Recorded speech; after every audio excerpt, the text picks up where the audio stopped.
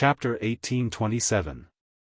It had to be said that the wolf god's all-out attack was quite ferocious. At least in the first round, Lager could not keep up with Goldring's speed at all. Whoosh! Whoosh! Whoosh! Dozens of claw shadows tore through the air and quickly streaked across the void, imprinting themselves on Lager's huge body and causing him considerable damage. Ragnaros was not an earth elemental giant, and he did not have a body that could knock the teeth out of dragons. Other than the few metal armor on his body, Lager was dressed like a berserker. If he changed to a shield and changed his hammer to a spear, he would look like a Spartan with 300 red underpants. In a rage, Lager swung his hammer at Goldring. Unfortunately, the difference in size and speed made Lager look like a human lord trying to deal with a white mouse that had crawled all over his body. The waist between Lager's breastplate and belt was as big as a racecourse for Goldring. If Lager had focused all his attention on Goldring, the Bear brothers would have already arrived. Oh, ha! Ha! Ha! Ha! Ha! Two pairs of bear paws flew up and down, each of them able to hit a large patch of lava from Lager's waist.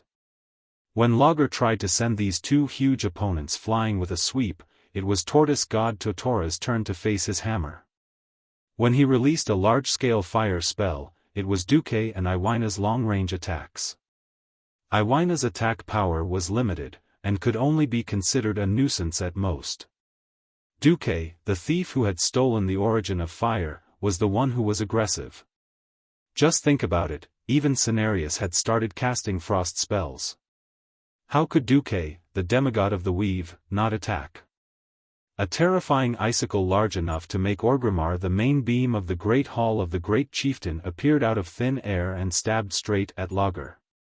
The 15-meter-long icicle was sharp at the front and thick at the back. It was a fatal nail. Lager could imagine that if he was stabbed by this icicle, he would be in big trouble. The icicle contained terrifying frost elements, and he felt as if Duque had forcefully compressed an entire iceberg into this icicle. Meteor. He could no longer care about anything else. A huge fiery meteor suddenly solidified in midair. With extreme precision, it struck Duque's icicle from above. A victorious smile appeared on Duque's face. "I'm not afraid that you won't fight back, I'm only afraid that you won't accept my challenge." To condense a fireball, one needed to inject willpower. Duque was such a scoundrel. As soon as Lager put his will in, Duque's willpower would follow. The two wills launched a fierce attack in the air in a way that mortals couldn't see. One side was furious. One side was a grindstone made of flesh and blood.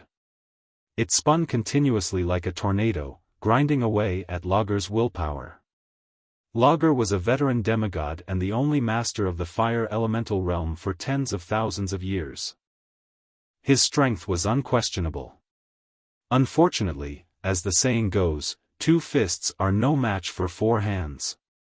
The icicles that Duque threw at him were enough to keep Ragnaros busy.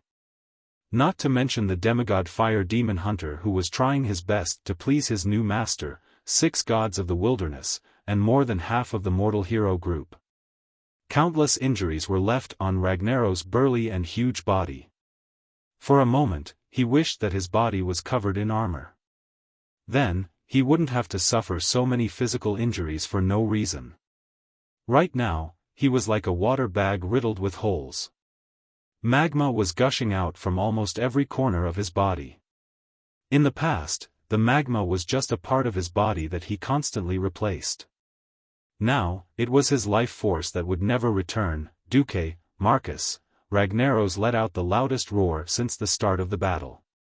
He raised his savras, war hammer high and bent his body backward. He didn't even notice that the middle finger of his naturally extended left hand was bitten off by Goldring. Lager was going all out. Right at this moment, the space that was filled with red and yellow was dyed with a more dazzling golden line. Duque disappeared. A mage's most common spell was Flash. 499. 99% of the mages in the world, flash was only a spell used for escaping. Even after Duque transmigrated, it had been like this for a long time. This time, it was a little different. Between the afterimage that he left at the place where he used flash and the figure that appeared in the air behind Lager after he flashed, there was a thin golden line connecting the afterimage and the body. Only the top demigods who paid the most attention to the overall situation would notice that there was a hole in Lager's seemingly thick and hard black metal breastplate, a hole that could allow a human to pass through. Through this hole, the thin golden line continued to extend backward. It pierced through the northern wall of Sapron Fortress outside the huge lava lake and even the spatial barrier of the Land of Fire. At this moment, on Duque's Song of Light and Shadow, there was a fist-sized crimson bead. It wasn't quite right to call it a bead, because those with sharp eyes, such as the crow goddess of Ina, were surprised to see that the bead was contracting and expanding like a human heart. It was pulsating. It was similar to the beating of a heart. If one was observant enough, they would notice that as the bead was pierced, its pulsation became slower and slower, and the pulsation became smaller and smaller. This is... Cenarius couldn't believe his eyes. Ragnaros, whose chest had been pierced, finally showed a second expression other than anger. It was a look of horror and fear. Lager let out a scream that didn't match his usual deep voice. No. A very strange scene happened. He thought that as the king of fire demons and the ruler of the Land of Fire, Ragnaros' death would be grand and heroic. Even if it was **T. It should be a big explosion. A mushroom cloud or something. Unfortunately, it didn't happen. When Duque stabbed Ragnaros with his sword and took away the last 1% of his HP, Lager's death only melted like a candle under high temperature. The 10-story tall body turned into the most common form of lava in the Land of Fire. It began to melt and flow in all directions, flowing back into the lava lake through the holes on the platform. His pauldrons, breastplates, and bracers, which weighed at least 100 tons, all slid down along the melting body and finally fell off the body of the King of Fire Demons. The earthworm-shaped runes on the equipment that were once shining dimmed. If it weren't for the huge equipment that still retained the appearance of the Titans, one would even think that they were natural scrap metal and not the equipment of the once glorious King of Fire Demons. Chapter 1828. To the veterans of the hero team, the veteran team members, this was just another feat worthy of praise by the Great Alliance hero team. At least this time, the bard in the tavern could officially change the killing of Lager's clone from 10 years ago to killing the Fire Demon King. The wilderness demigods who were working with the hero team for the first time could not help but open their mouths wide. They did not seem to believe that Lager was killed just like that. Looking at the flame bead that was probably the core of Lager's soul on the divine weapon rapier, Cenarius still did not seem to believe it. Ragnaros has been completely destroyed? A ball of flames suddenly spewed out from under the platform, giving everyone a fright. Unexpectedly, the flames that sprang out were as docile as a puppy, supporting Duque's feet with incomparable gentleness. Duque took the opportunity to sit back, and the pillar of flames suddenly transformed in less than 1/10 of a second, becoming a pure flame throne. A brand new crown formed by the purest fire elements was crowned on Duque's forehead. Sitting on the brand new flame throne, Duque used his divine will, and the throne made a gorgeous turn on its own. Duque was now facing his companions who had come to challenge Lager, as well as the demigods. Every powerhouse could not help but purse their lips or move their lips, quietly waiting for Duque to speak. Duque tilted his head thoughtfully, because both he and the other existences heard a funny voice. No. You can't destroy me. I am the eternal King of Fire.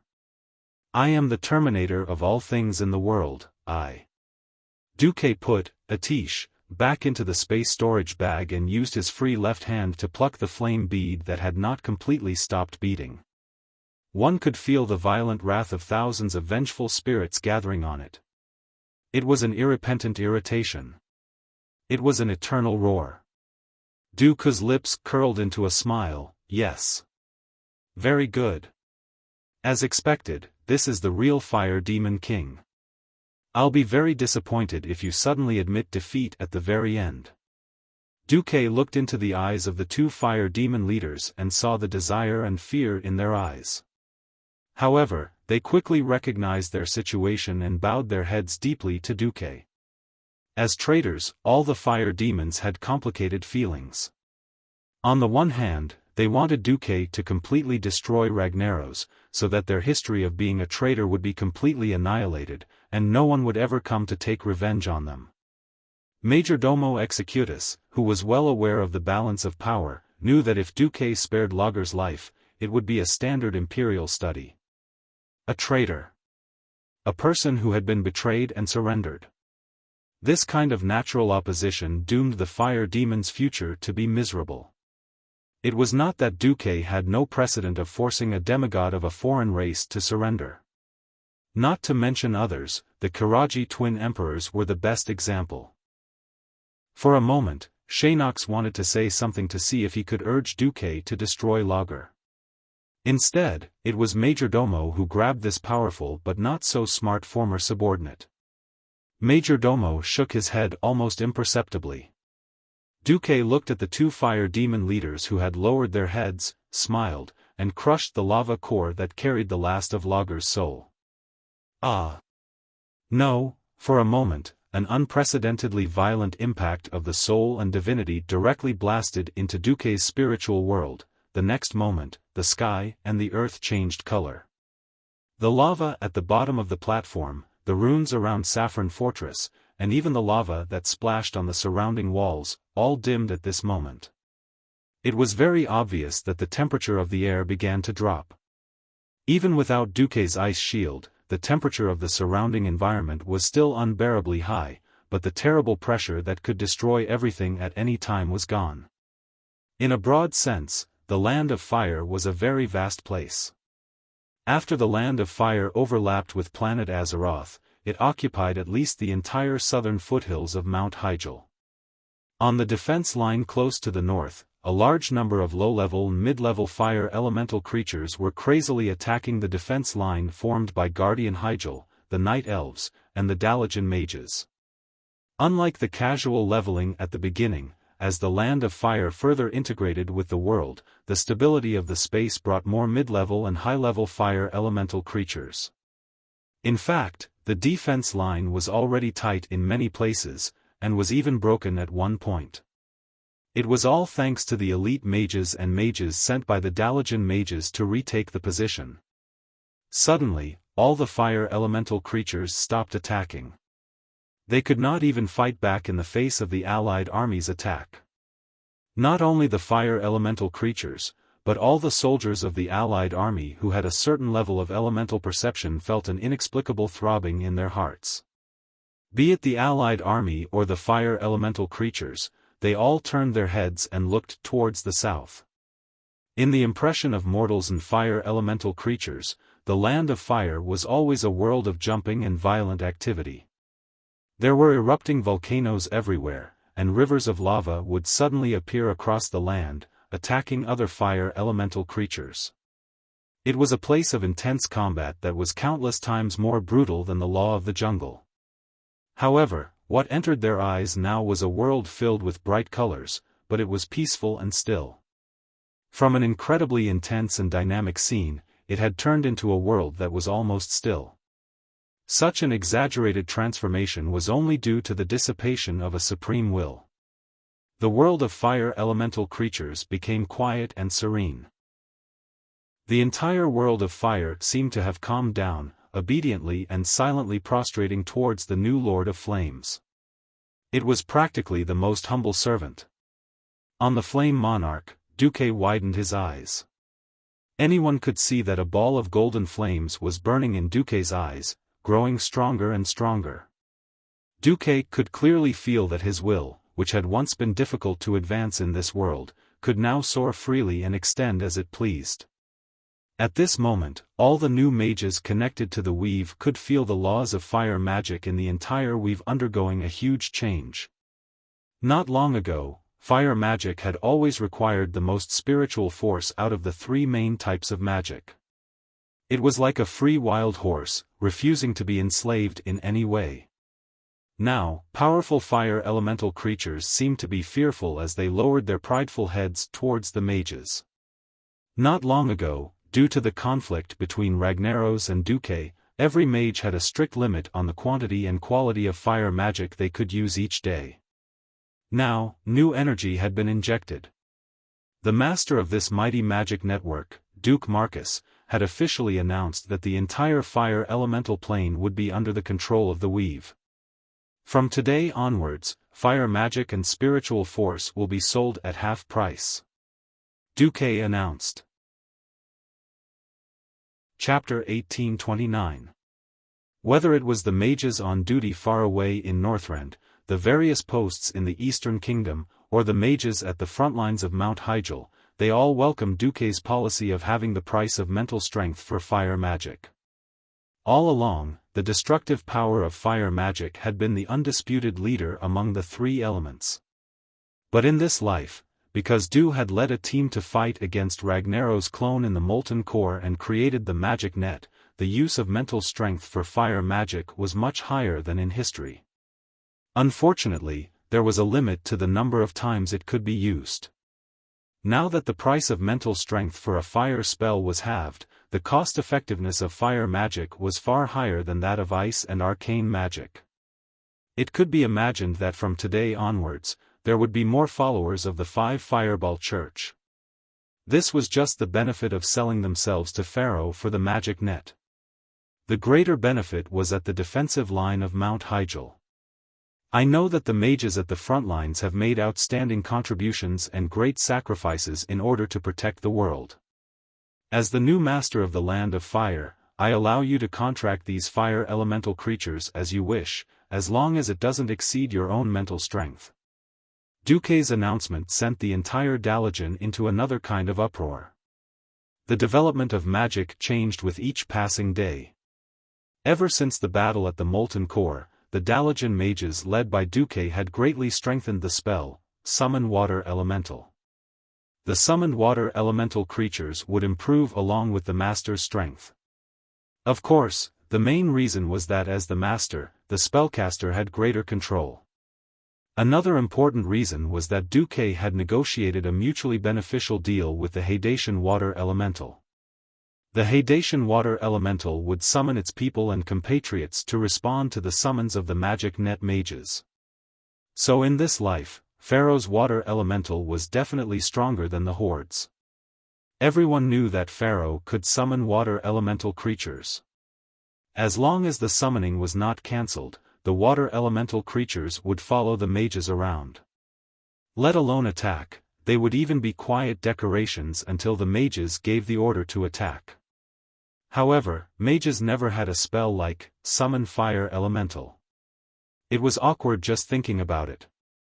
Pharaoh, who was an ice mage, could find a water elemental pet. As long as he paid a small amount of spiritual energy, an ice mage could even let the water elemental pet stay by his bed as a guard while he went to sleep. The water elemental was not annoyed. If you wanted to perform, it would quietly watch you act cool. If you wanted it to beat someone up, it would shoot frost arrows. If you wanted it to be a bodyguard, it would beat up whoever beat you up. The water element was so useful that the majority of fire mages couldn't accept it.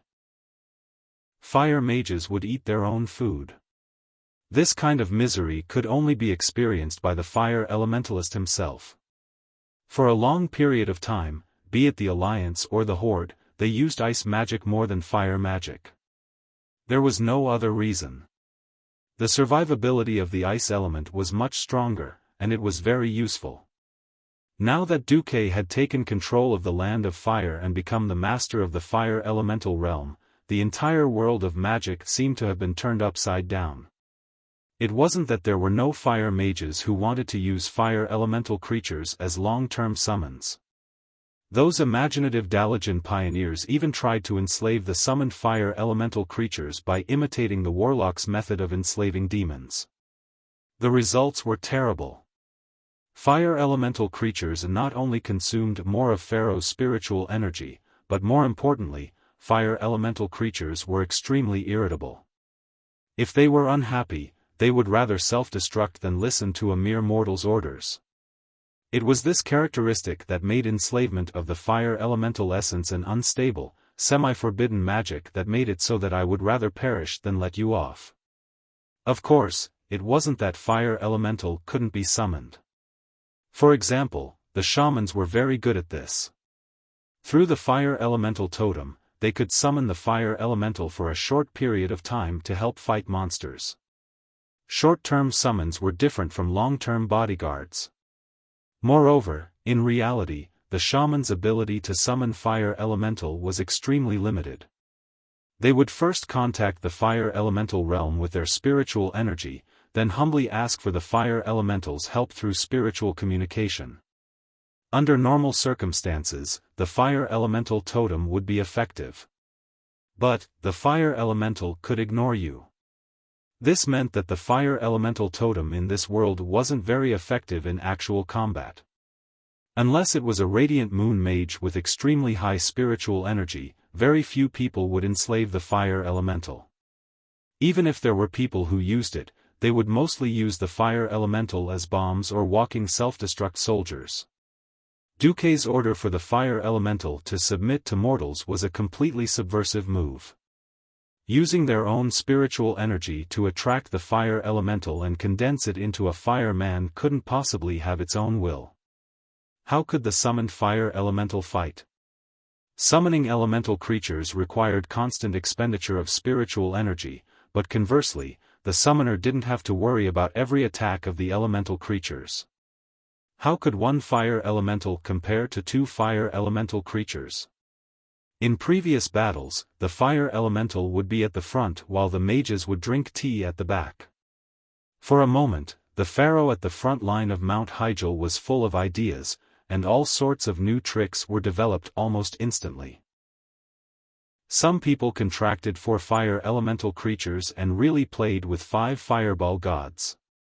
Some people contracted more than 10 inferno imps in one go and played with group fire arrows. There were also people who had designs on the molten demon hounds. What the hell, they actually contracted smaller molten demon hounds as mounts. That was so cool that others would die of envy.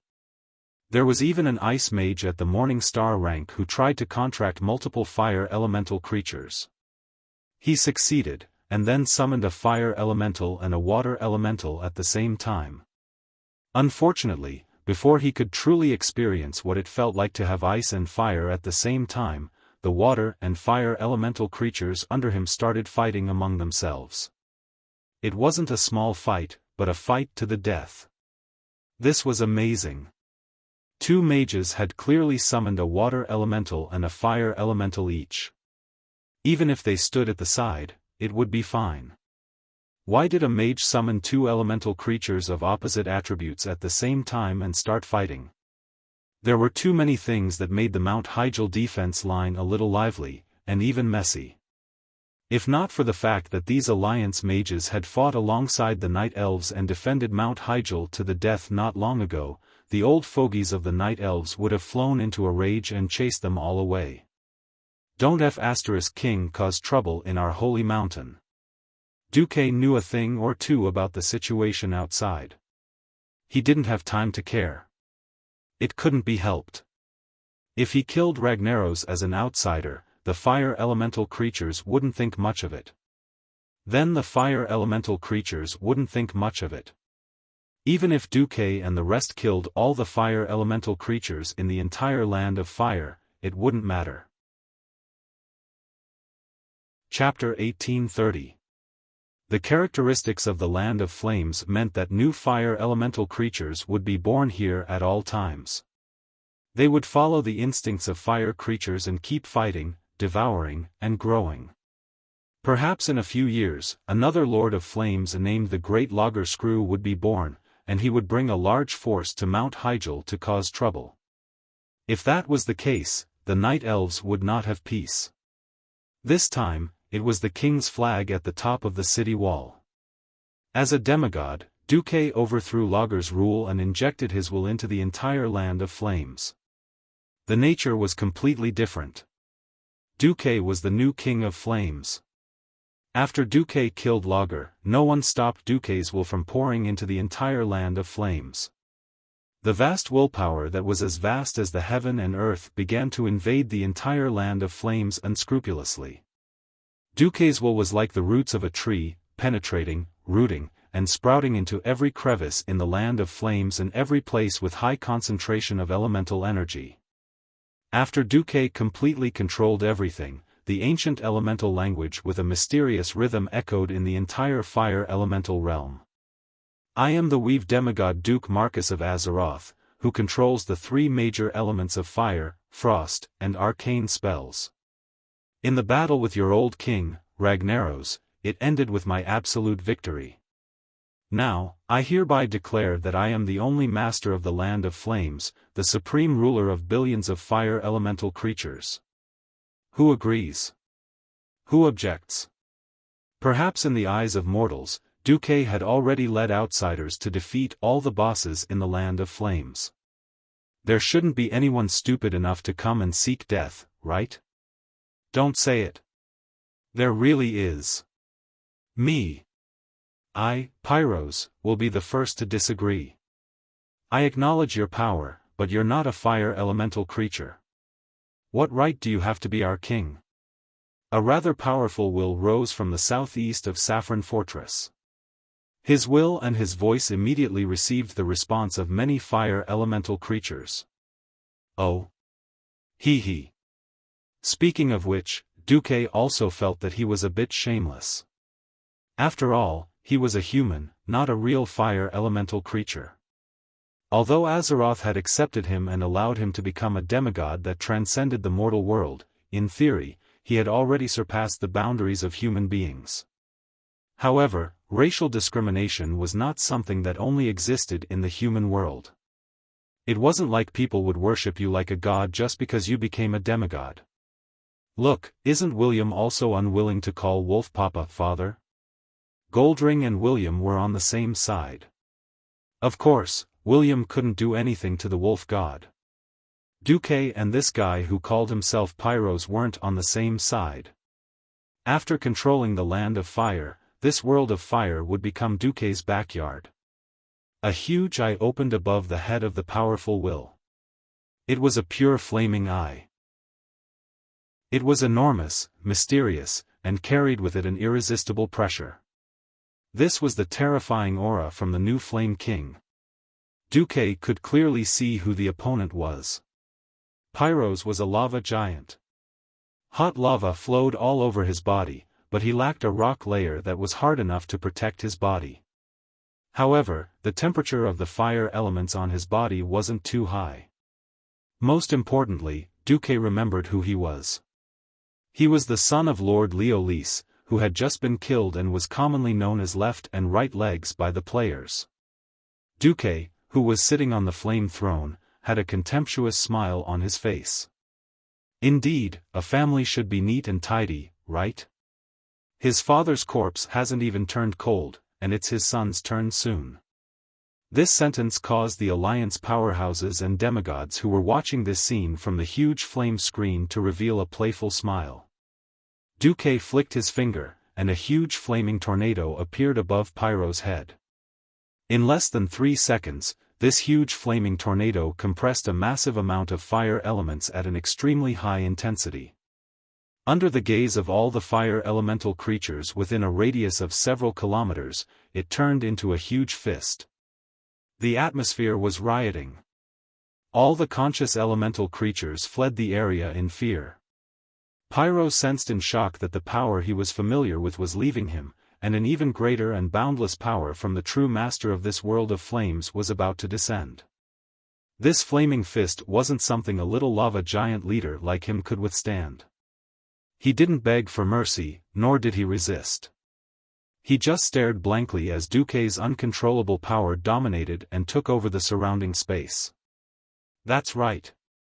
Duque was showing off his prowess. And he was the chicken that Duque killed to show the still untamed fire elemental creatures of this world. Asterisk boom. Asterisk the huge flaming fist finally descended. This wasn't a simple physical attack, but an elemental bombardment through and through. A thick pillar of fire that would take 30 people to wrap their arms around connected the ground where Pyros stood with the endless flaming sky. This rather powerful lava giant leader, who should have survived until Return of the Legion, before dying, just like that, his soul and body were reduced to dust in this fiery land. Just like that, Lord Riolis's lineage disappeared from the history of the Land of Fire forever. More flaming eyes appeared in the sky of the Land of Flames. They used their sharp gazes to sweep across all the fire elemental creatures on the scorching land. As the flaming eyes blinked, a sharp voice rang in the ears of every fire elemental creature. Who? Who else? Who disobeyed the rule of the new Lord of Flames, Duke Marcus? Is it you? Is it you? Or is it you? As if he was calling names, Duque sent his majesty and will down on the heads of the relatively powerful second-tier leaders. The mother of Nightmare Spider Bestarak was dead, but that didn't mean that the entire Nightmare Spider race was wiped out. Under the mother of Nightmare Spiders, there was actually a group of powerful Nightmare Spider lords, and the most outstanding among them was Juxia. When Duque's will descended on her head, her 6 legs almost instinctively turned to jelly. She knelt on the ground on the spot and curled up into a ball. Juxia, of course, obeys your rule. I am a servant who serves the Supreme Lord of Flames, Duke Marcus. Very good. Duque's voice came from the flaming eyes. As a powerful Nightmare Spider who obeys me, I grant you the title of Nightmare Spider Mother. But, there are other powerful Nightmare Spider lords. Her grievance only lasted for a second.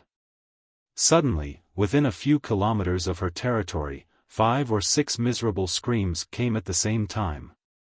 Those were the final cries of the Spider Mother, who was at the same level as her. Enemies who used to be at the same level as her were instantly turned into ashes.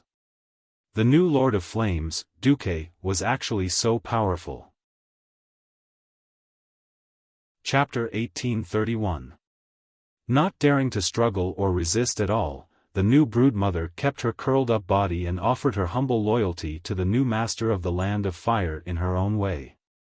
None of the spiders in this world were trustworthy. Most arachnid creatures had sinister, cunning, and unpredictable characteristics. Duque didn't care, because he wouldn't bother to pay attention to a broodmother who wasn't even a demigod. Since he was the king in the Land of Fire, Majordomo would become the manager of this place again in 10 years. Under one person. Above all others. He was talking about the fire demon supervisor. Moreover, Majordomo used the former broodmother's flame core to become a demigod. How could he be on good terms with this broodmother? Duque didn't say anything and just smiled. He used to think that all the masters in the fire elemental realm had been wiped out. Now he realized that he was taking things for granted. If he didn't control all of the fire elemental realm, he wouldn't have known that Smodron, who was supposed to be one of the 4 elemental lords in the original history, was actually quite powerful at this point in time. He wasn't in the narrow scope of the Land of Fire. Instead, he was near Grey Valley. As a lesser lord, he restrained his subordinates and didn't let too many fire elemental creatures rush into Grey Valley to set it on fire. To the great supreme of fire, Smodron, offer my loyalty. The fire elemental lord who looked like the gatekeeper, Belloc, knelt on one knee before the huge eye of fire. Don't you dislike me because I'm a human? Duque's booming voice came from the eye of fire. In my eyes, fire elemental creatures are no different from other creatures. That's why I've always opposed Ragnaro's plan to destroy the entire world of Azeroth. I lack the strength to fight against him, so I exiled myself to this remote place. Smodron was speaking the truth. The fire elemental density in his territory was obviously far less than in Lager's lair. Of course, if he had been recruited by Lager earlier, he would have been lying on the ground like the other stubborn fire elemental lords, and even his flame core had been dug out and devoured. Duque was quite satisfied with this guy. Very good. Come to my throne room, and I will grant you your rightful place. A huge door of flames opened in the void. Smodron did not resist and walked in directly. When he came back to his senses, he saw Duque surrounded by a group of fire demons and a group of demigods. Without much to say, he knelt down on one knee and swore his loyalty. The ceremony was completed. In terms of pure strength, Smodron was definitely the strongest among Duque's fire element subordinates. First come, first served. Duque had to give the loyal majordomo a higher status. For the time being, apart from Duke, majordomo and Nox were ranked second, and Smodron was third. Majordomo was ranked first in the fire elemental world. In the long run, Duque would consider giving Smodron the second position after he made a contribution. This was a check and balance, as well as a test of strength. But that was a matter for the future. Dominating the land of fire and becoming the king of one of the four major elemental realms, Duque's value would definitely rise. Considering Duque's characteristics as the pharaoh, it was not hard to imagine that he would definitely attack the Tidehunter's water elemental realm. But right now, everything was unknown. Attacking the land of fire was not only to help Mount Hyjal, but also to help the world of Azeroth. Duque could feel the gratitude from the half-asleep will of Azeroth. Since Duque killed Lager and got the biggest benefit, he was too embarrassed to take the rest of the spoils. Duque did not know what was going on with the mortal equipment in Lager's hands. In any case, Lager was dead, so he just dug out a bunch of mortal equipment from Lager's lair like a treasure chest. Kale that speculated that this might be the equipment of the Titans who imprisoned Lager. No matter what, this batch of equipment was definitely the best batch he had encountered so far. Arathar's Eye of Flames was an epic longbow with a unique design of flames. The huge handguard on the bow also functioned as a gauntlet. Among the disc-shaped patterns on the bow, there was a sun-like core that burned with inextinguishable flames. Tyrande, Chandris, and Lilith naturally accepted such powerful bows. There were 3 of them, and they were of such high quality. A cloth armor, Flame Manager's Sash, was originally taken back by Lager after Majordomo Executa's betrayal. Now, it was more like a symbol of power that Duque had given to this fire demon leader. In addition, there were 3 Shulev. Staff of Annihilation. The shape of this staff and the head of the staff looked a bit like the holy light creature Naru. This was because every piece of gold and rose-red metal in the shape of flames was suspended in the air, surrounding the energy gem that shone with a mysterious radiance at the head of the staff. It was not very powerful to call it an energy gem. In standard terms, it was an energy formation that was solidified at the head of the staff. The mysterious energy of destruction was fixed at the head of the staff in a whirlpool-like manner, constantly absorbing the surrounding elemental energy to provide more powerful magic power for the owner of the staff. This standard staff not only provided powerful bonuses in endurance and intelligence, but also had a super high additional bonus in magic circuits. It was no exaggeration to say that the increase in magic power far exceeded the total magic power of a Radiant Moon Mage. Only Breaking Dawn archmages and demigods like Duque could use this staff. There were 3. One was given to Kai, one was kept for Jaina, and Duque took one for himself as a souvenir. Kagwan Balrog King's Warhammer was actually a milk hammer that increased magic power. Because of its powerful comprehensive properties, as well as the increase in spirit and level acceleration, he kept it. When Riadaline returned, he stuffed it into the Blood Elf Knight leader's hands. The bastard Gavin Rad actually had the nerve to imitate Riadaline's speech, pinching his throat and shouting, "Boo-hoo!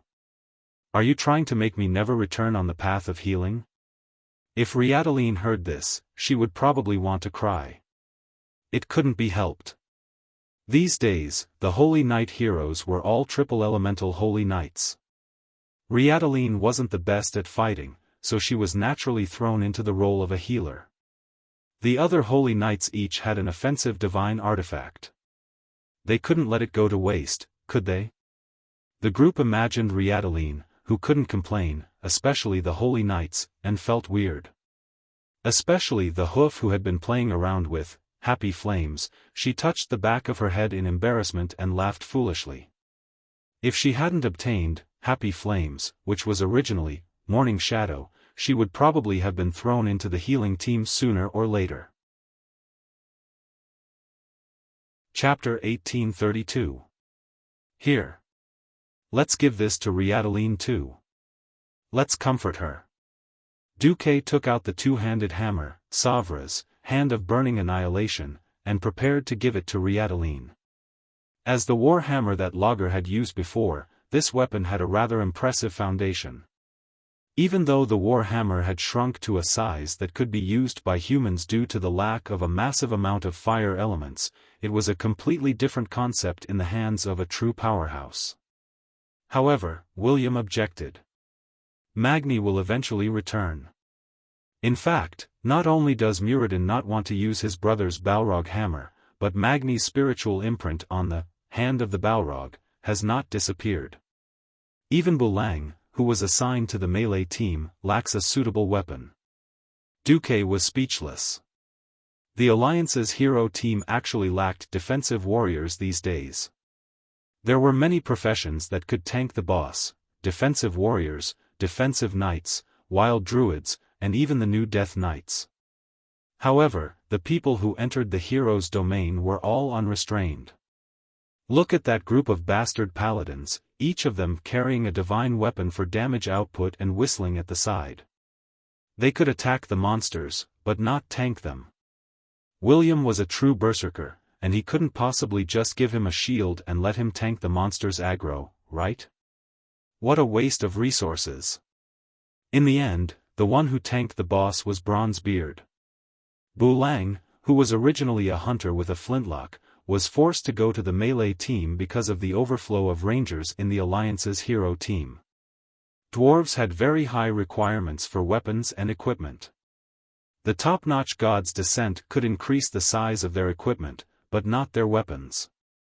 Hence, the Bronzebeard brothers were troubled by the need for a powerful weapon that could increase its size along with its body.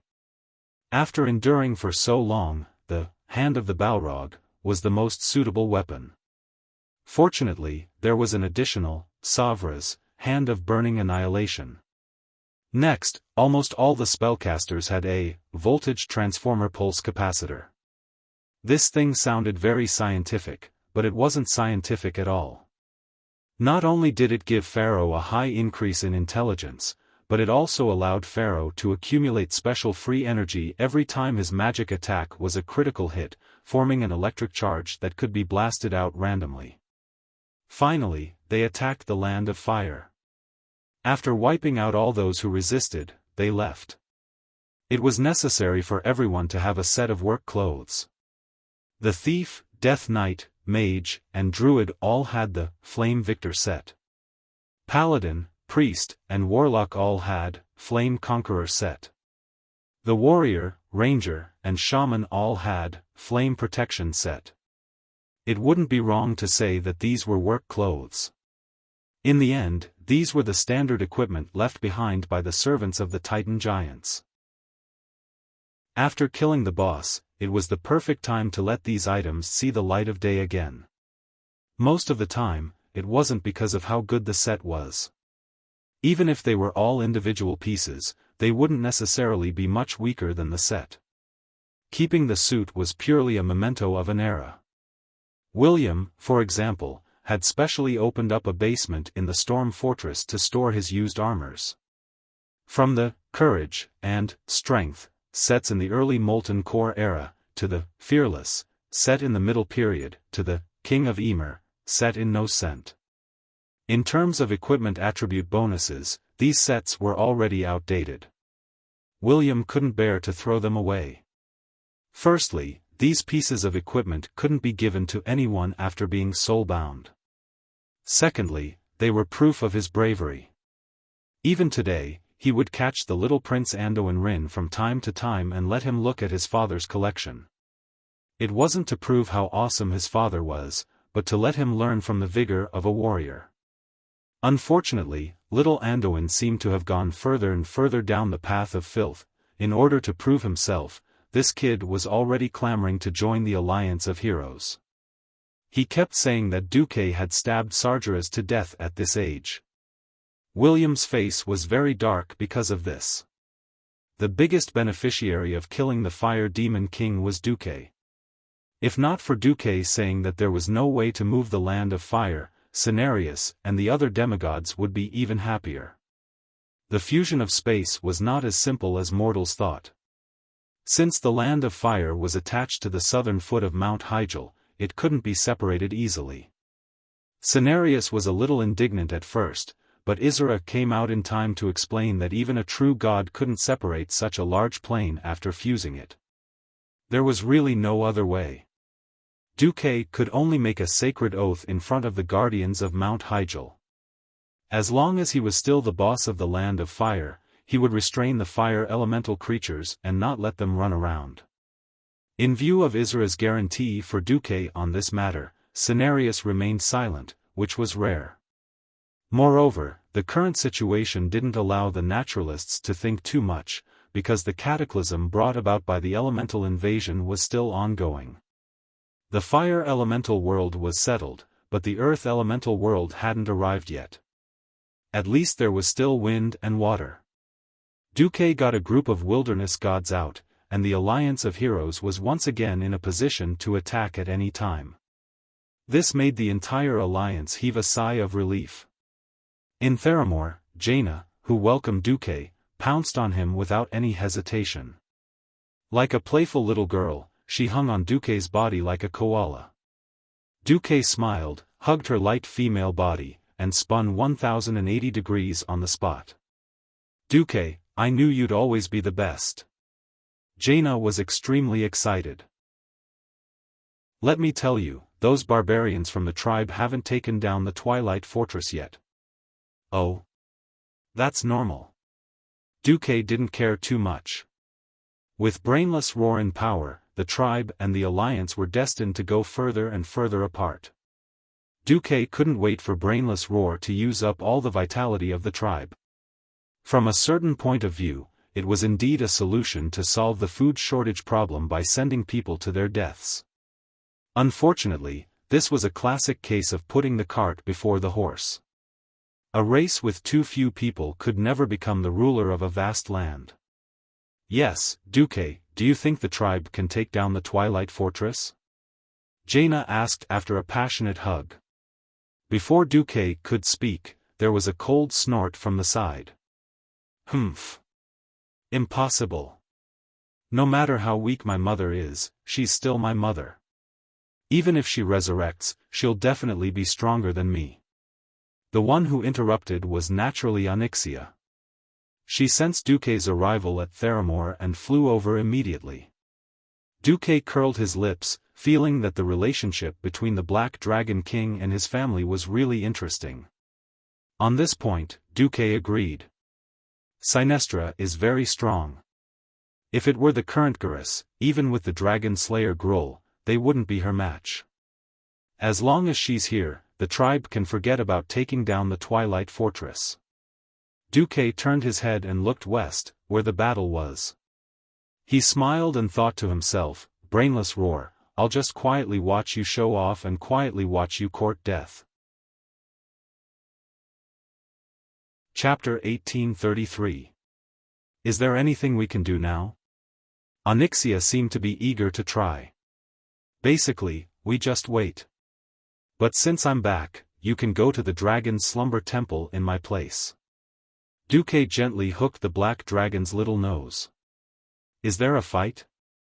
The Black Dragon looked up. Are you asking if there are weaklings for you to bully? Alright, there are. Duque smiled.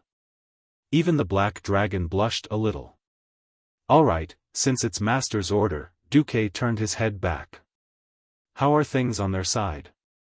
When Duque attacked the Land of Fire, it wasn't that Duque didn't have time to attend to other things. It was because Uldum and Vasker were very special places. Unless Duque came personally, he couldn't just use the weave to invade them. All of a sudden, the information there was sent back to the most primitive way of sending messengers.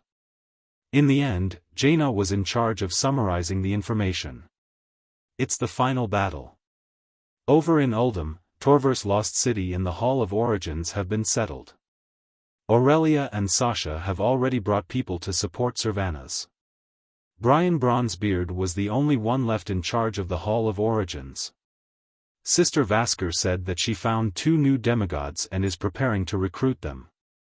At the same time, she has already attacked the tidal throne and is fighting against the sea monster sect leader Azamat.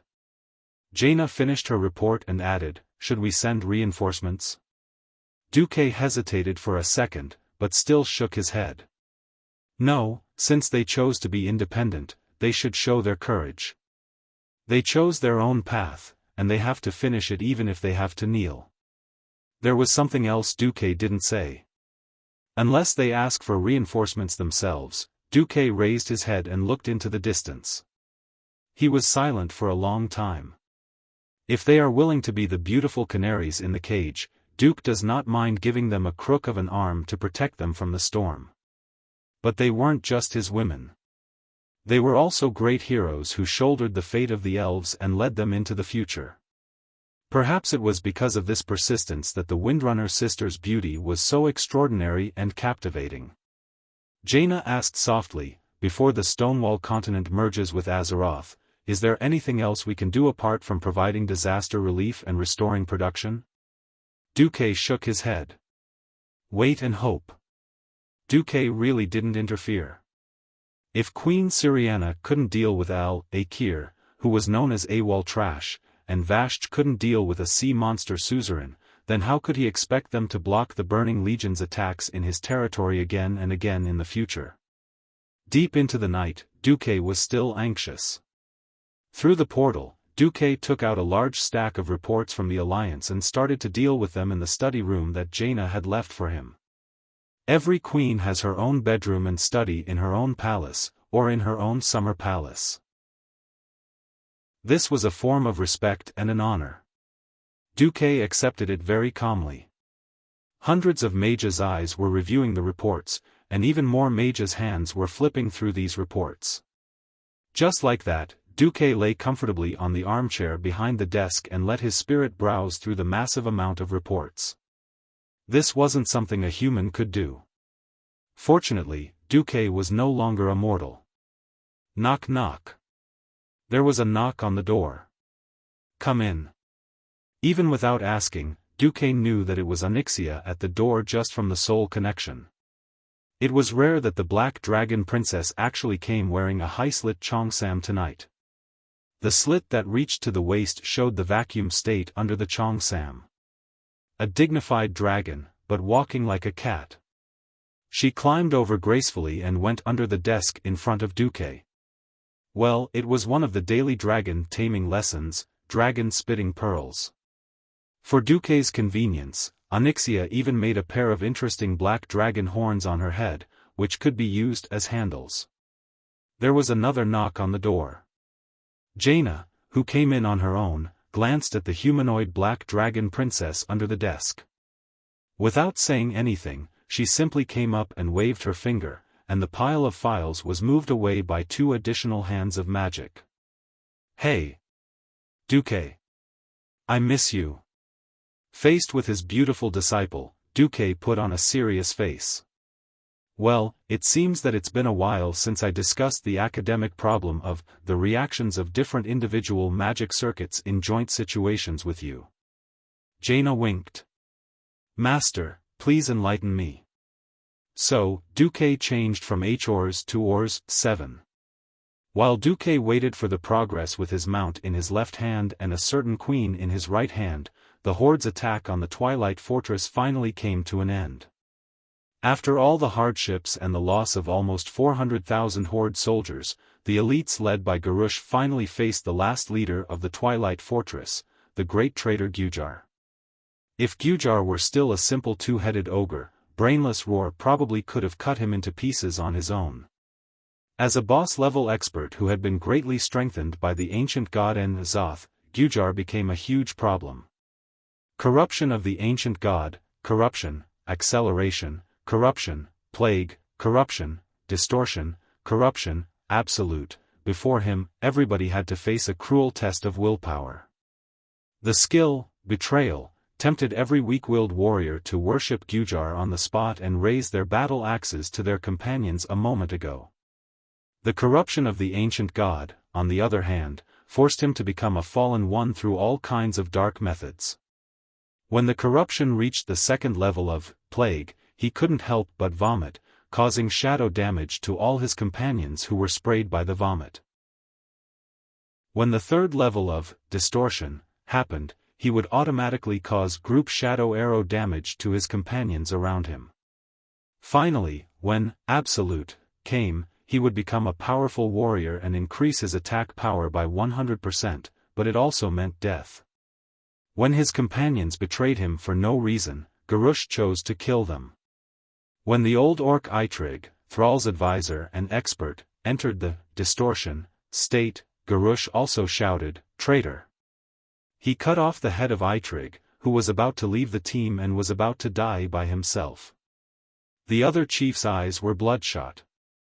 However, in the face of a great enemy, they could only endure the displeasure in their hearts and continue to attack Gujar.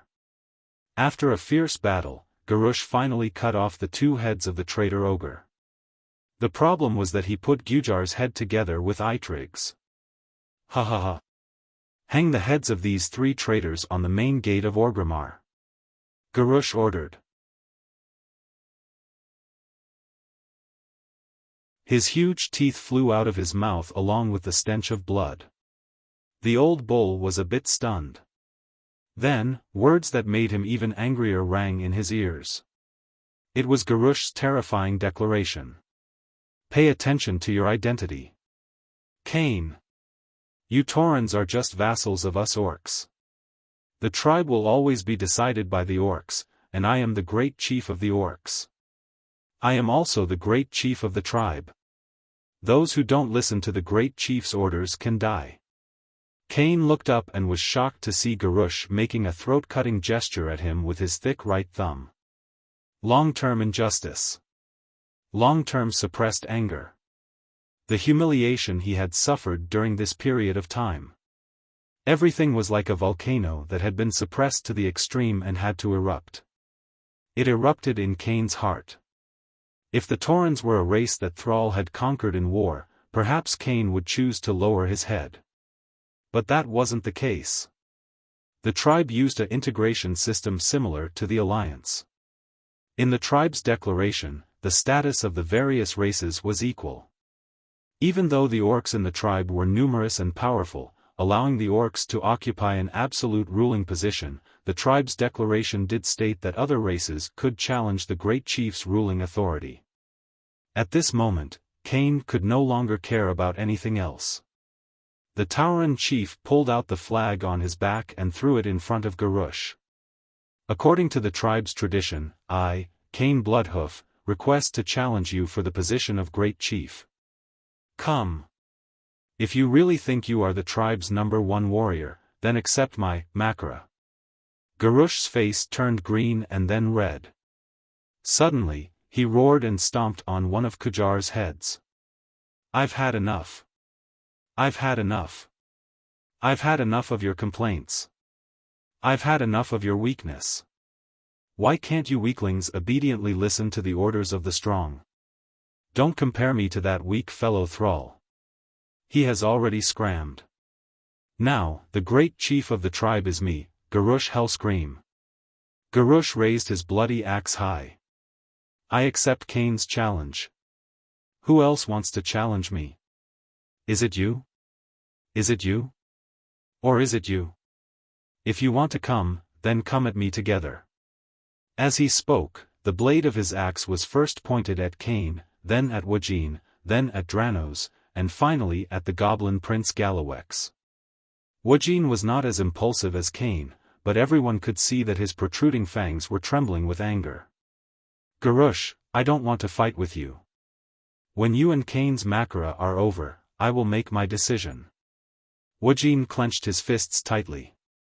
Anyone with a brain knew that unless Garush was completely defeated and Cain replaced him as the new great chief, it would mean that the tribe would split. A week later, at the south gate of Orgrimmar, which was opposite the main gate. It was a huge pit with a diameter of more than a kilometer formed due to the cataclysm. Tens of thousands of tribal warriors formed a huge circle, and at the bottom of the pit were the challengers and the challenged of Makara.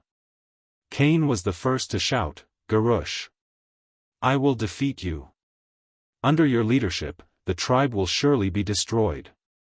Ow ow ow, Garush brandished his sharp axe. First, he roared at the sky, showing everyone his amazing lung capacity. The wild and primitive roar even suppressed the sound waves of tens of thousands of people for a moment.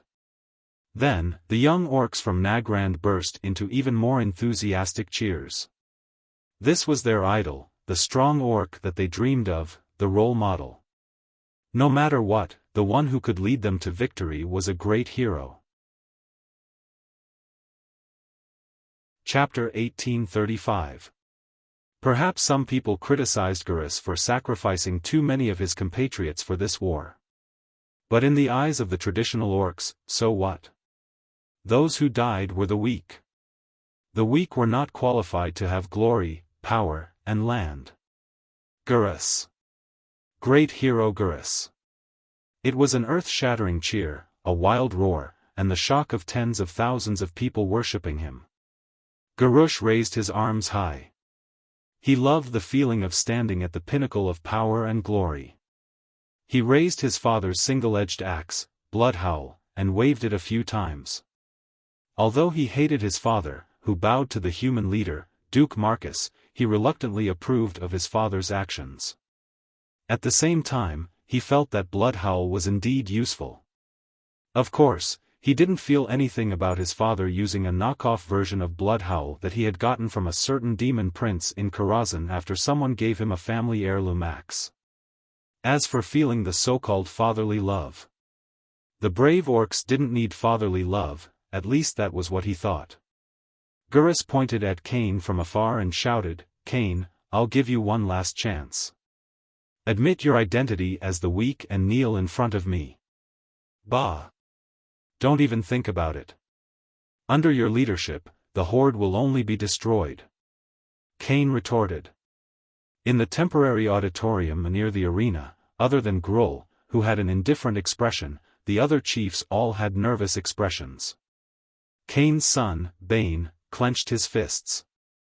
As the military commander of the horde, Varrock Salyafar didn't want to see this happen, but he knew that the conflict had been completely intensified and could no longer be resolved through dialogue. Makara might be the only way to resolve the dispute outside of a civil war.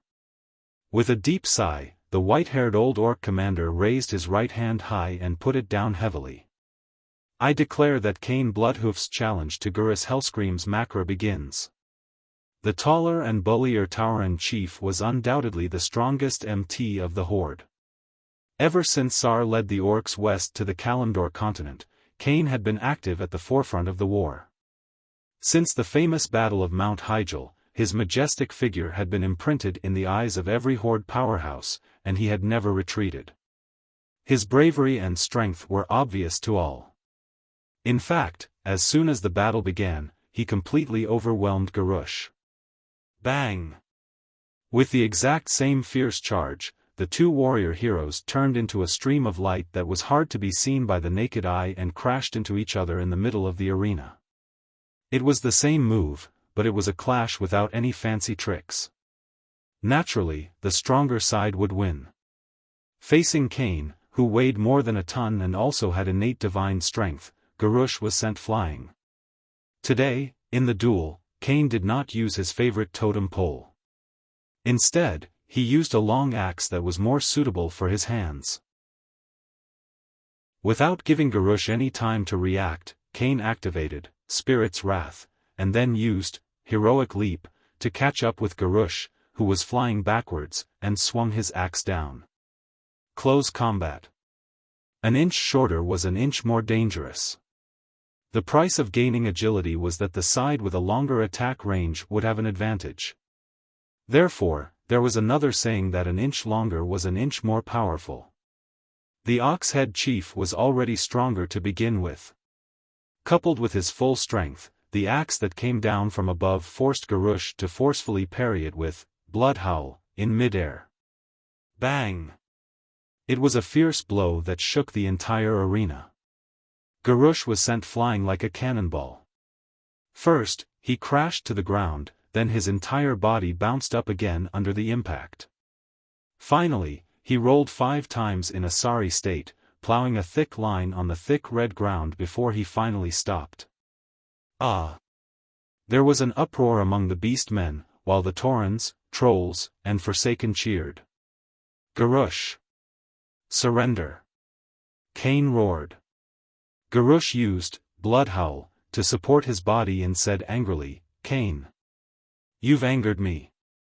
Then I'll beat you until you submit." Cain rushed over with large strides, raised his battle axe, and launched a fierce attack. It was an unquestionable suppression.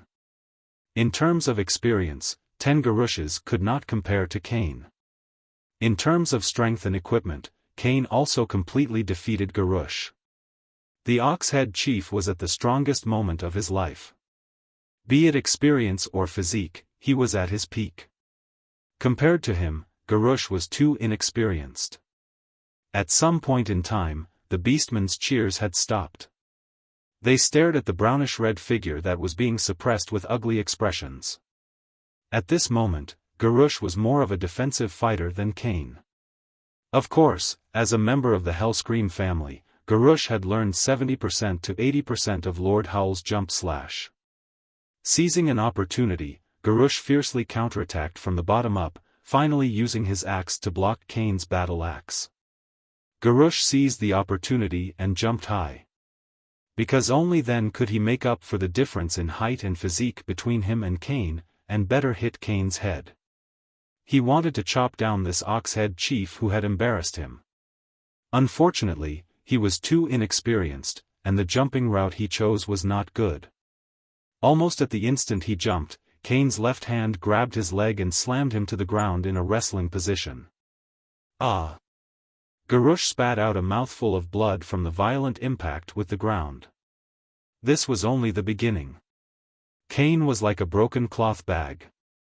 He continued to grab Garush's foot and continued to smash him violently.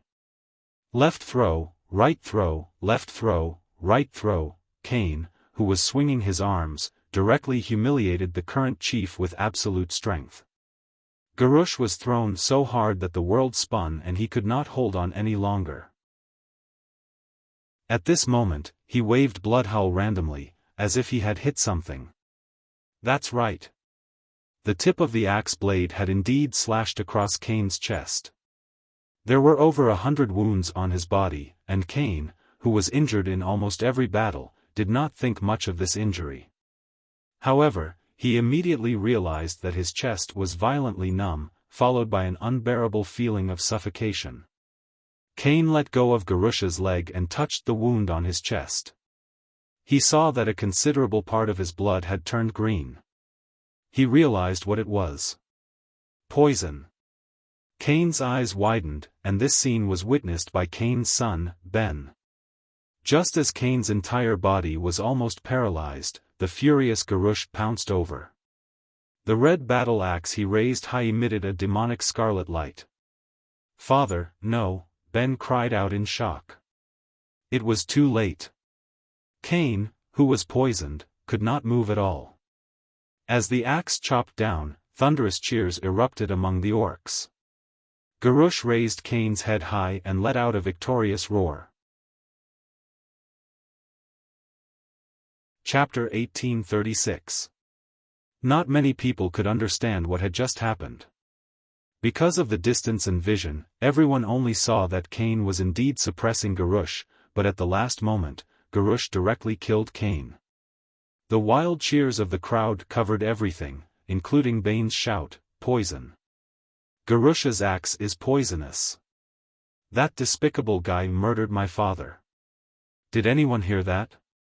Yes, all the Taurens around, including Wuxia, Varrock, Dranos, Garavix and others not far away, heard it.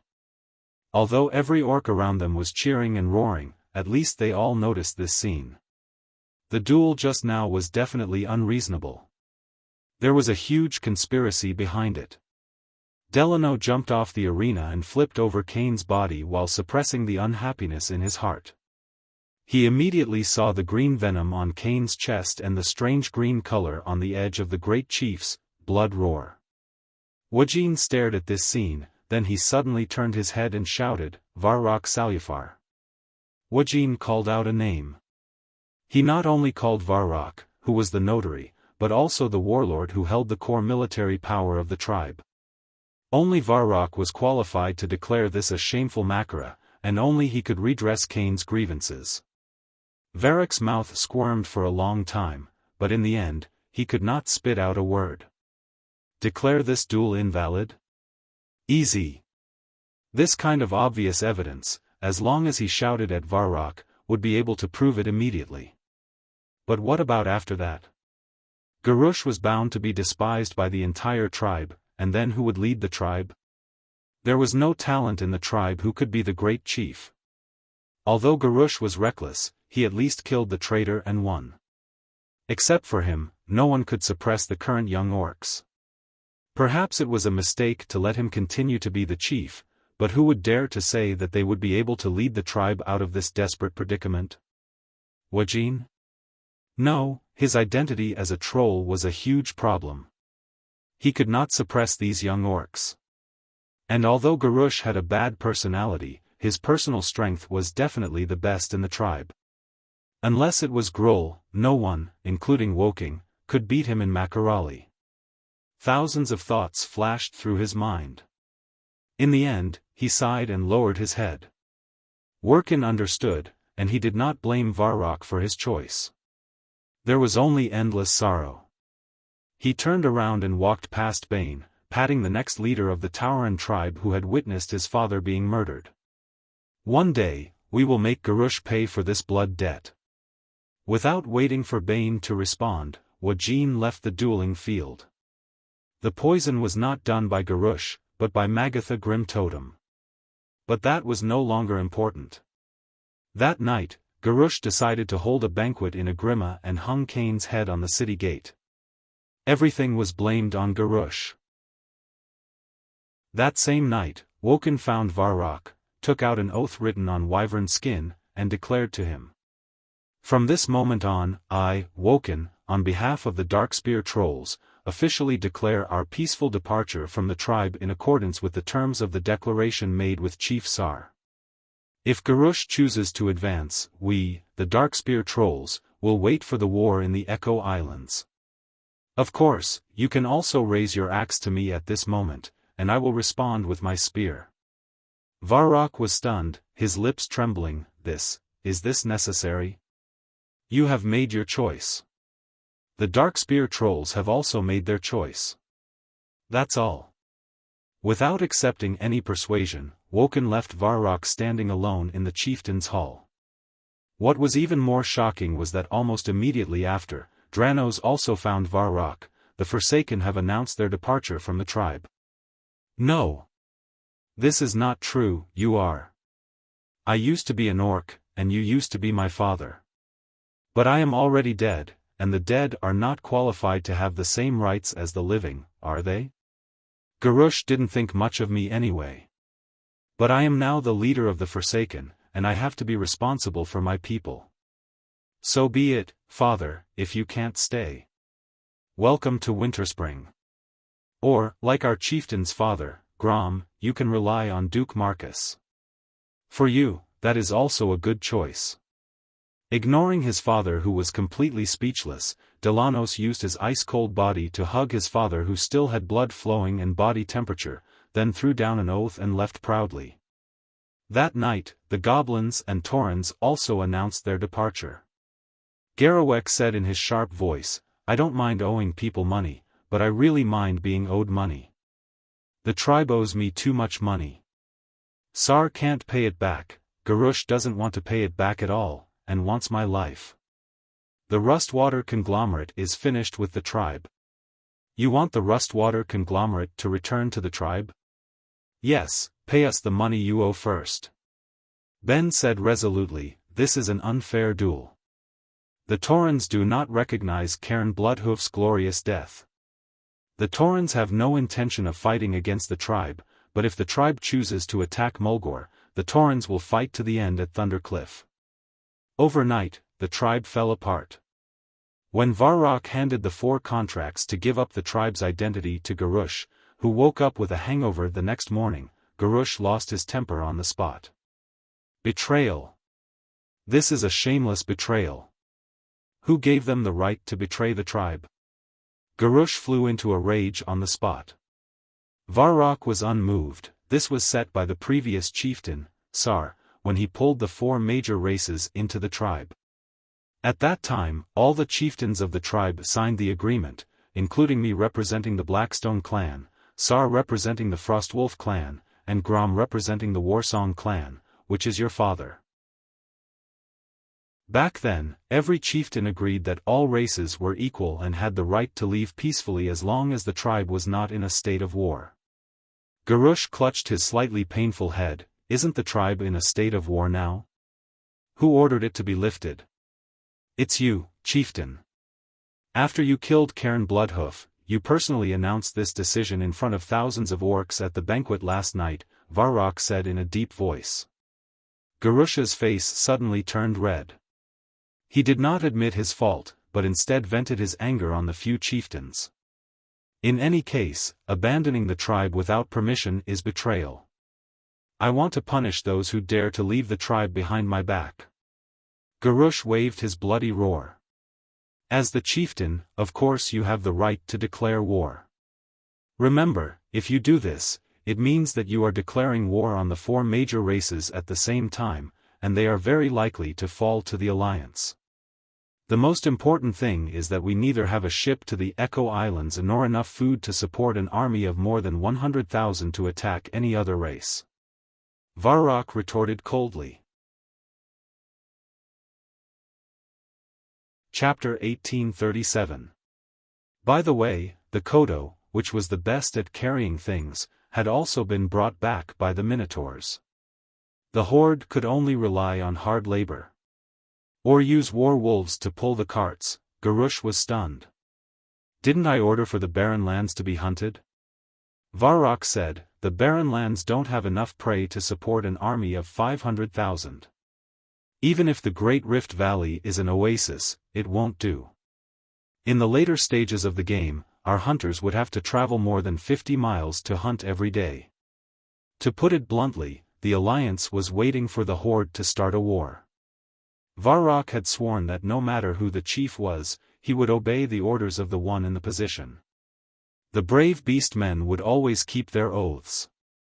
He was very satisfied with the beastmen's sense of supremacy.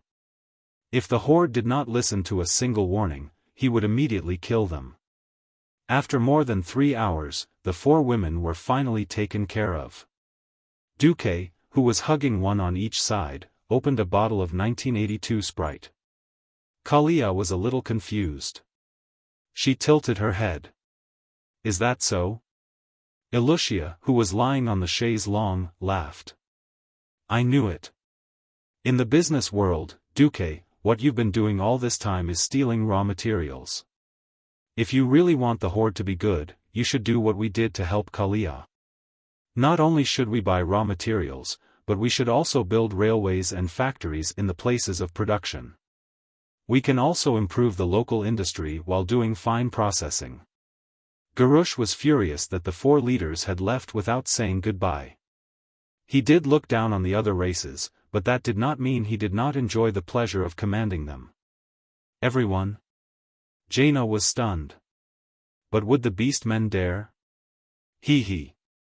The Horde has endured long enough. For 12 years, Duque, who had been advocating cooperation between the Alliance and the Horde in public and in private, finally admitted his attitude towards the Horde in private for the first time. After Garush came to power and tore up the trade treaty with the Alliance immediately started a Cold War.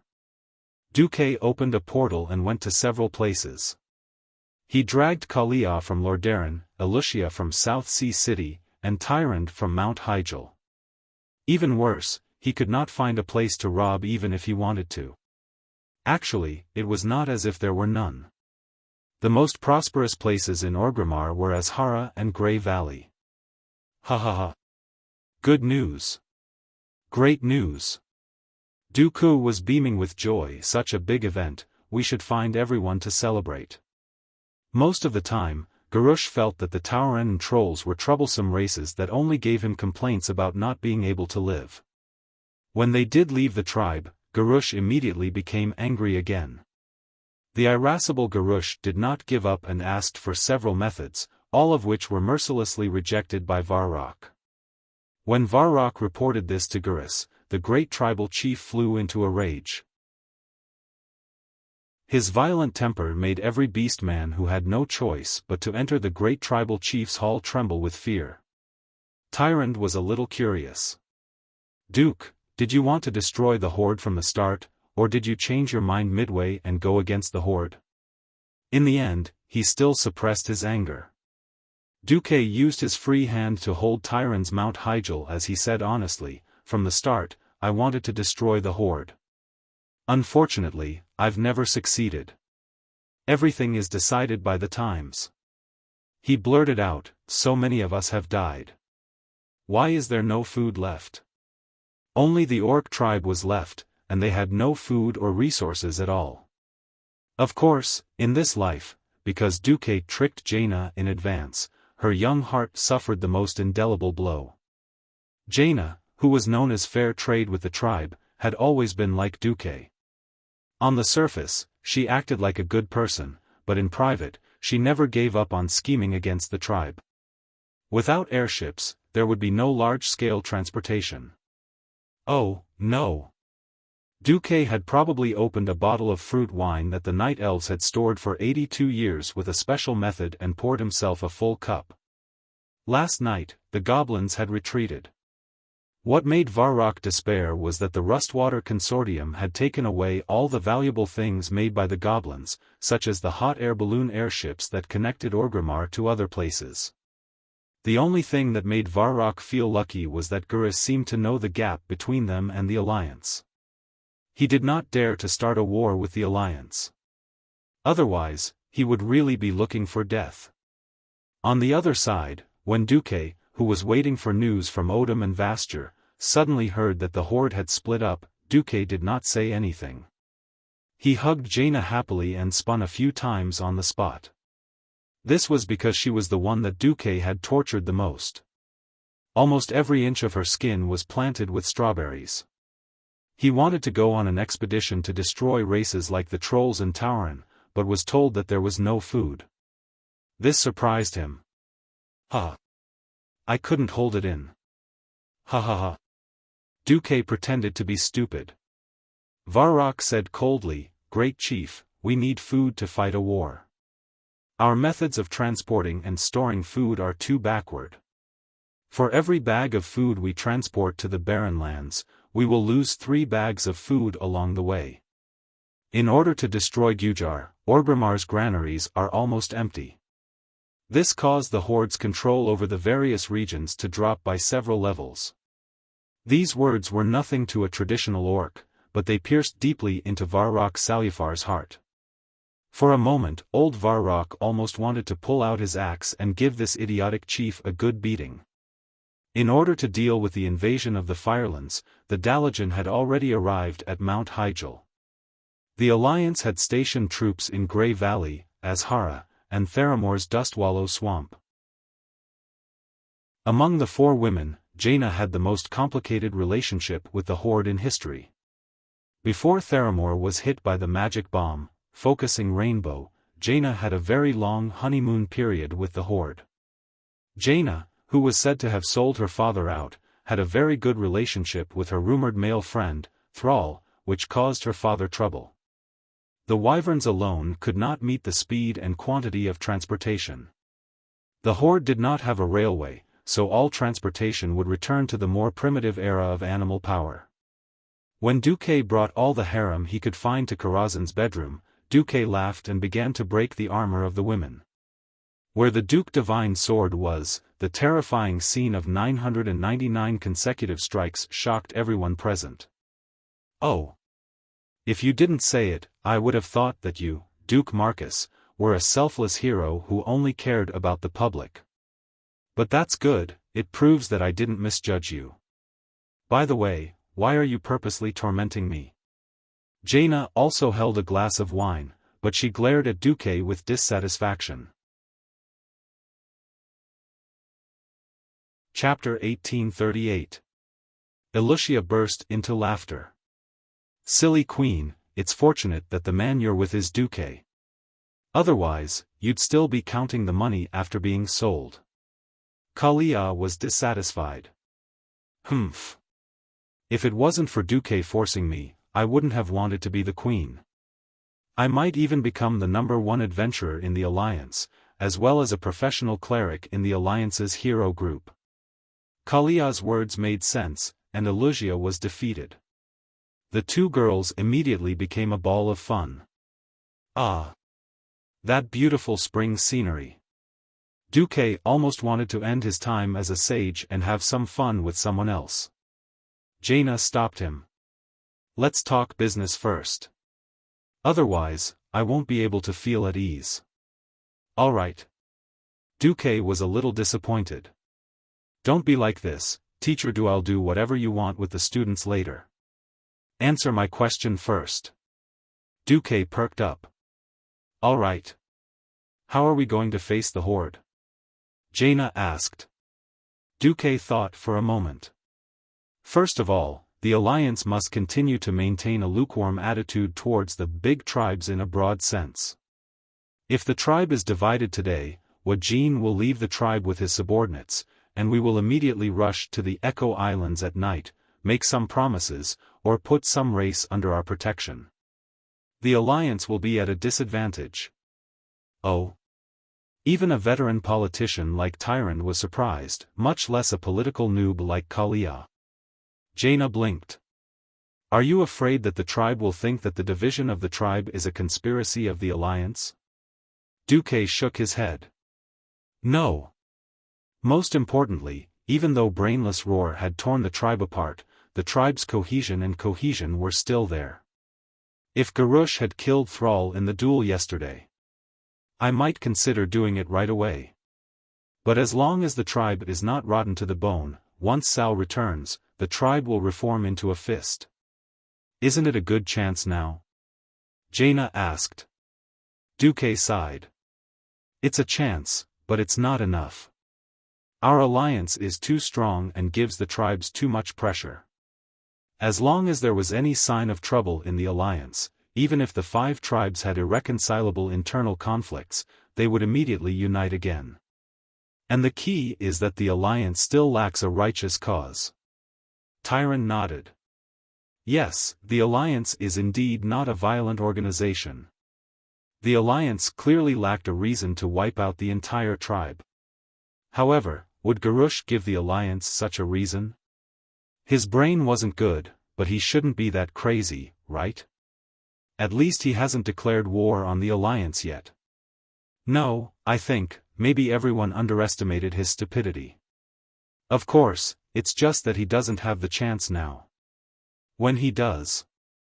Duque scrutinized it. In this life, the tribe was even more chaotic than before, and the division was even more severe. In the end, it was because Duque's own arrangements over the years had taken effect. He commanded the alliance to suppress the horde's expansion, causing the horde's territory to shrink by at least half. At the very least, the Tirisful woodland was no longer controlled by Undercity, and the Long Song forest was no longer controlled by the Blood Elves led by Lord Thema. With less territory, the corresponding resources were far less than in history. Naturally, their ability to resist pressure was even worse. In order to ensure the survival of the beast men, Gurus consumed the population and completely plundered the resources of the other 4 races for the beastmen to use. Naturally, the backlash was even greater. It could be said that in this matter, the Alliance had already gained the absolute upper hand. Unfortunately, Nisario did not die, and Brainless Roar did not further seek death. Duque wanted the Alliance to make a move, but it was still lacking a little bit. Although he was happy, Duque could only suppress the ecstasy in his heart and not announce anything to the public.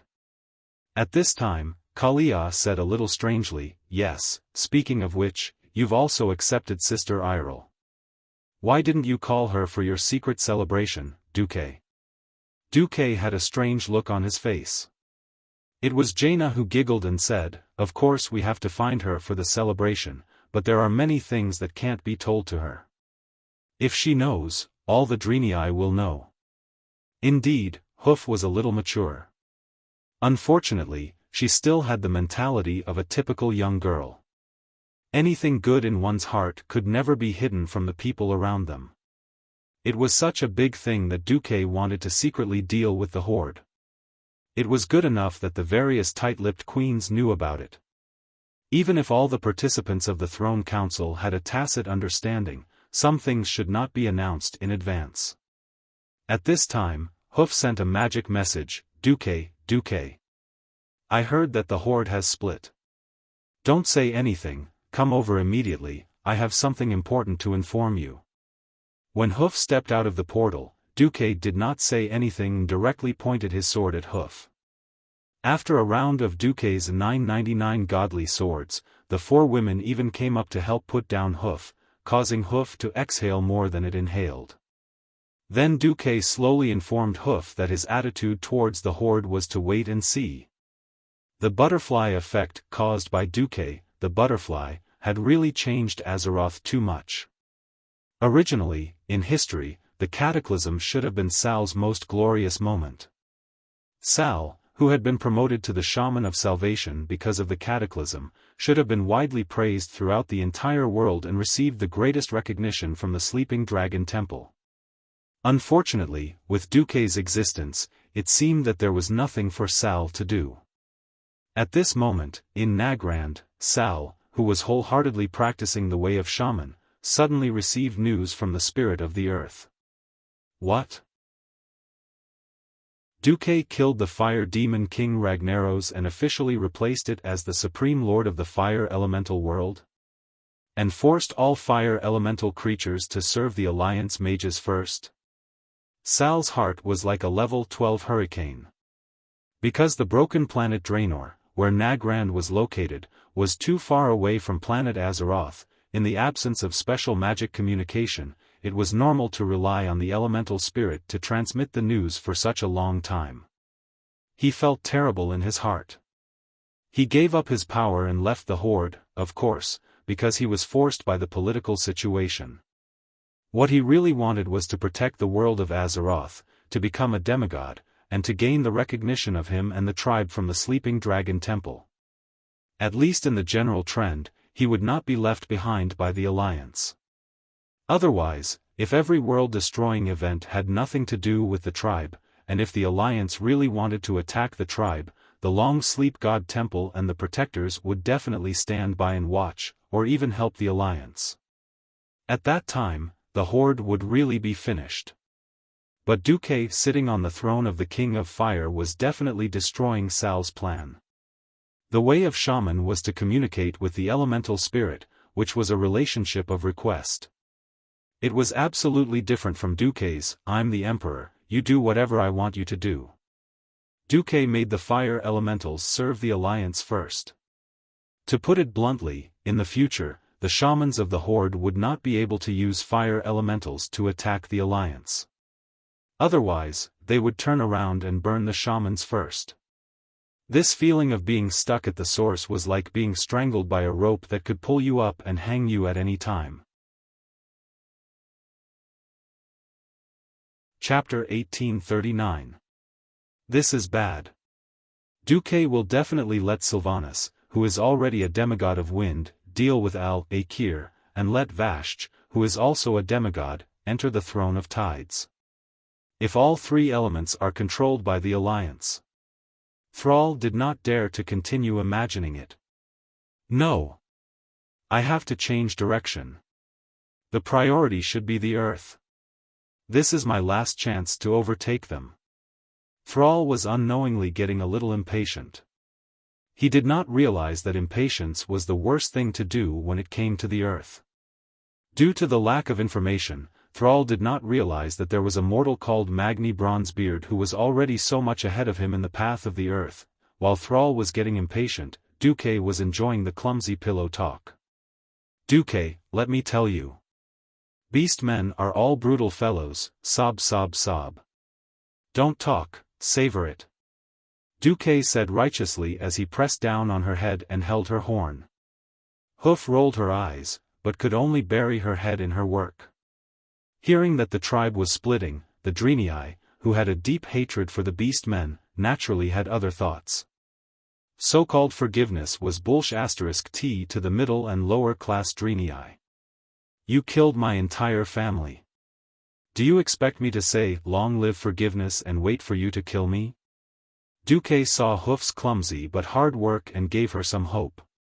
Before the crisis of the world's destruction is over, the Alliance will not make any moves. At least he managed to appease Hoof and the Drenii. Anyway, those who understood would naturally understand.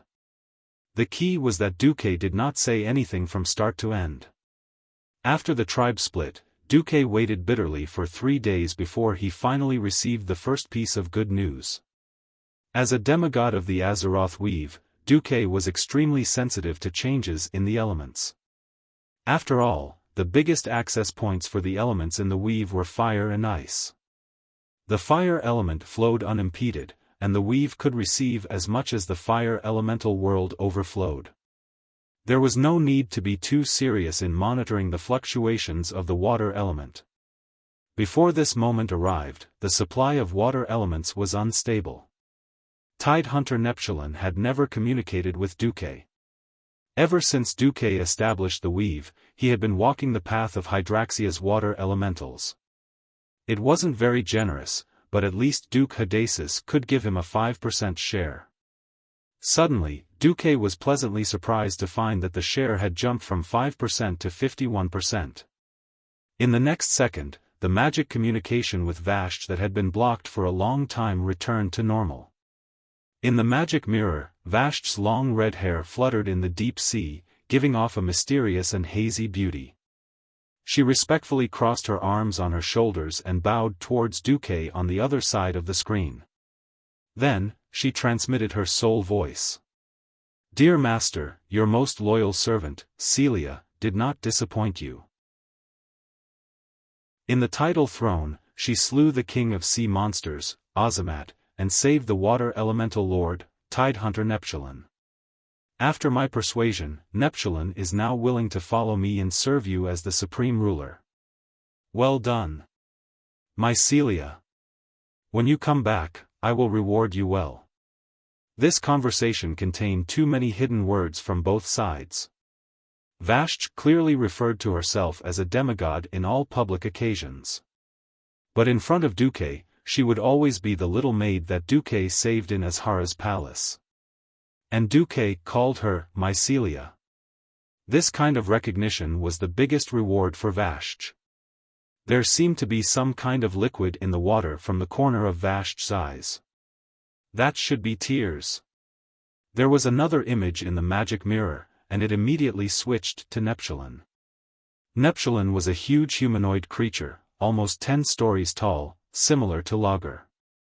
He had a dark blue humanoid upper body and a cone-like water elemental lower body, as if he was wearing a skirt. He had an almost rectangular face and hair that looked like 5 curved pieces of blue marble inlaid on it. A sapphire the size of a carriage hung on a huge golden chain. It looked very strange. He was not in good condition, because he had just been tortured by the sea monster lord. Huge whip marks and sucker bite marks could be seen all over his hard body, which looked a little like blue marble. Of course, Duque also saw the scars of swords and arrows. This scene made Duque want to laugh. Needless to say, this was the mark of Vashch persuading Neptulin on behalf of Duque. Among the 4 elemental lords, Neptulin was famous for his wisdom. During the ancient war of the Dark Empire 25,000 years ago, Neptulin the Tide Hunter was always on guard against Al-Akir's treacherous schemes. He also controlled his subordinates to prevent them from attacking the stronghold of Sarazen, the Mother of Stone. When the armies of fire, wind, and earth fought each other on the land of Azeroth, the Tide Hunter would cleverly divide and conquer his enemies. Every time the enemy tried to flee, Neptulin would sweep away the waves so high that even the tallest mountain in Salazarn would feel ashamed of itself. Neptulin liked to play with his prey, dragging them into the water and letting them escape. Sometimes, he would banish an unfortunate victim to an isolated island and let him enjoy the torment of the tides and whirlpools. He would usually try to identify who could not survive in the water for a long time and drag them far away before dealing with the rest of his opponents. He especially liked to extinguish flames, and he had a deep hatred for the fire elementals. Neptulin the Tide Hunter was the ruler of water, lakes, rivers, and oceans. All water elementals and creatures that used water and cold as their main abilities would respect him. However, today, after 25,000 years, the saying "a fallen phoenix is no better than a chicken" was used to describe Neptulin. Because he had died and revived once, his strength was no longer what it used to be.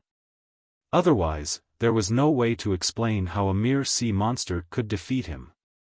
In Warcraft, he was not even qualified to be the boss of a 5-man dungeon. From the fact that the final boss of the tidal throne was Azamat and not him, it was obvious how useless he was now. The great demigod of the Weave, Duke Marcus. I, Neptulin, offer all my loyalty to you. From today onwards, your enemies are my enemies. My territory is your territory. It was good to talk to smart people. Stubbornly stubborn would only waste more effort. Smart spineless people were the easiest to subdue. Duque first turned his body into ice elementals, then opened a portal.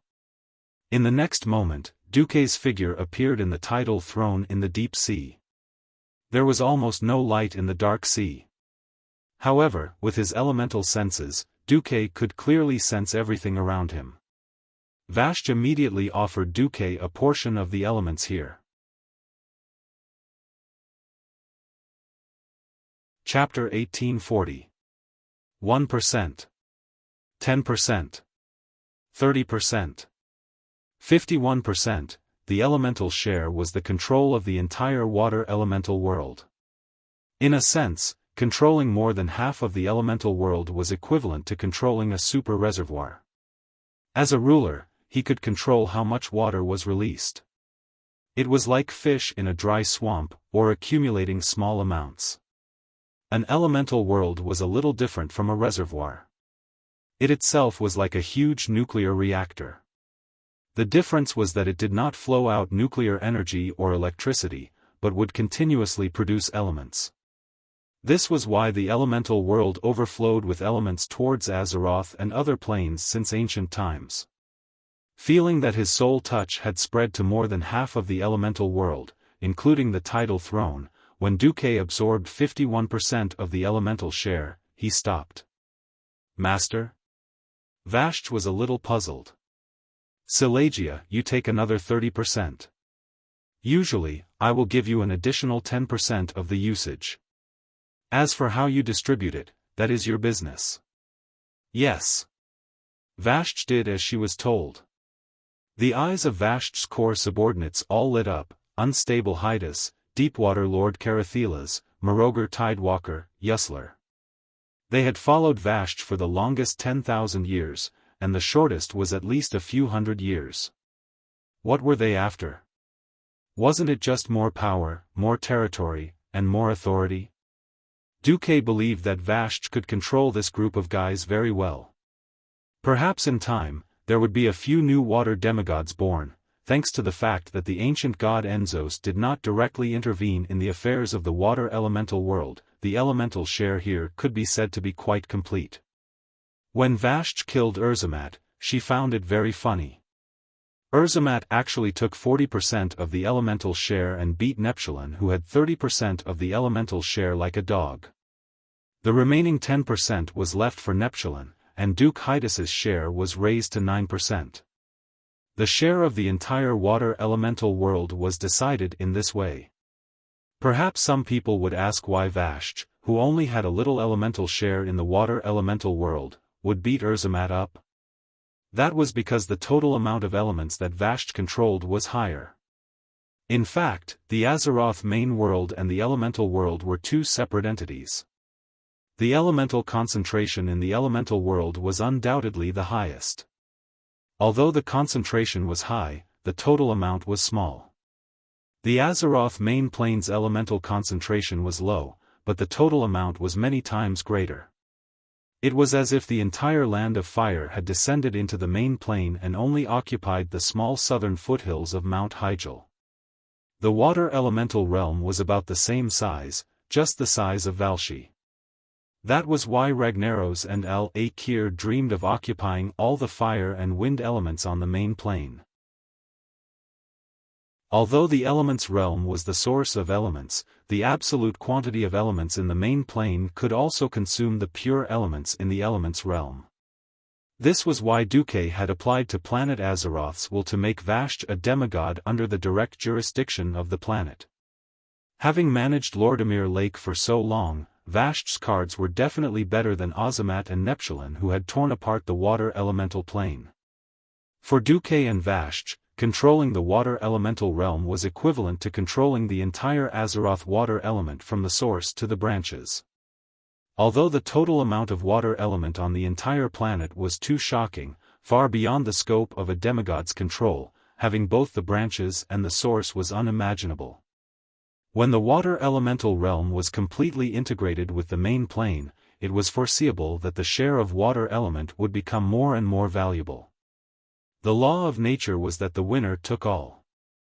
Neptulin could, of course, sense that his old rival Ragnaros was already dead. Facing Duke, the super boss who destroyed Lager, controlled the fire elemental realm, and dominated the powerful demigod Vasht, Neptulin did not dare to even fart. He had to be a coward. The water elemental realm had completely changed. From today onwards, Duke would be the ruler of this place, while Vasht would rule over the tidal throne as Duke's representative, controlling this place. Master, I still have something important to do. Please let me report to Karazhan, Vasht said very respectfully. Okay. After Vasht arranged the defense here, it was actually a territory for the 4 water element masters under her. Then, she and Duke returned to Karazhan through the portal. Although Vasht looked submissive on the outside, through the soul connection, Duke could clearly feel the excitement in her heart. Almost as soon as they stepped into the bedroom, Vasht turned back into the appearance of a high elf and wrapped around him like a beautiful snake. She clearly had a pair of long legs, but she gave Duke a soft and boneless feeling.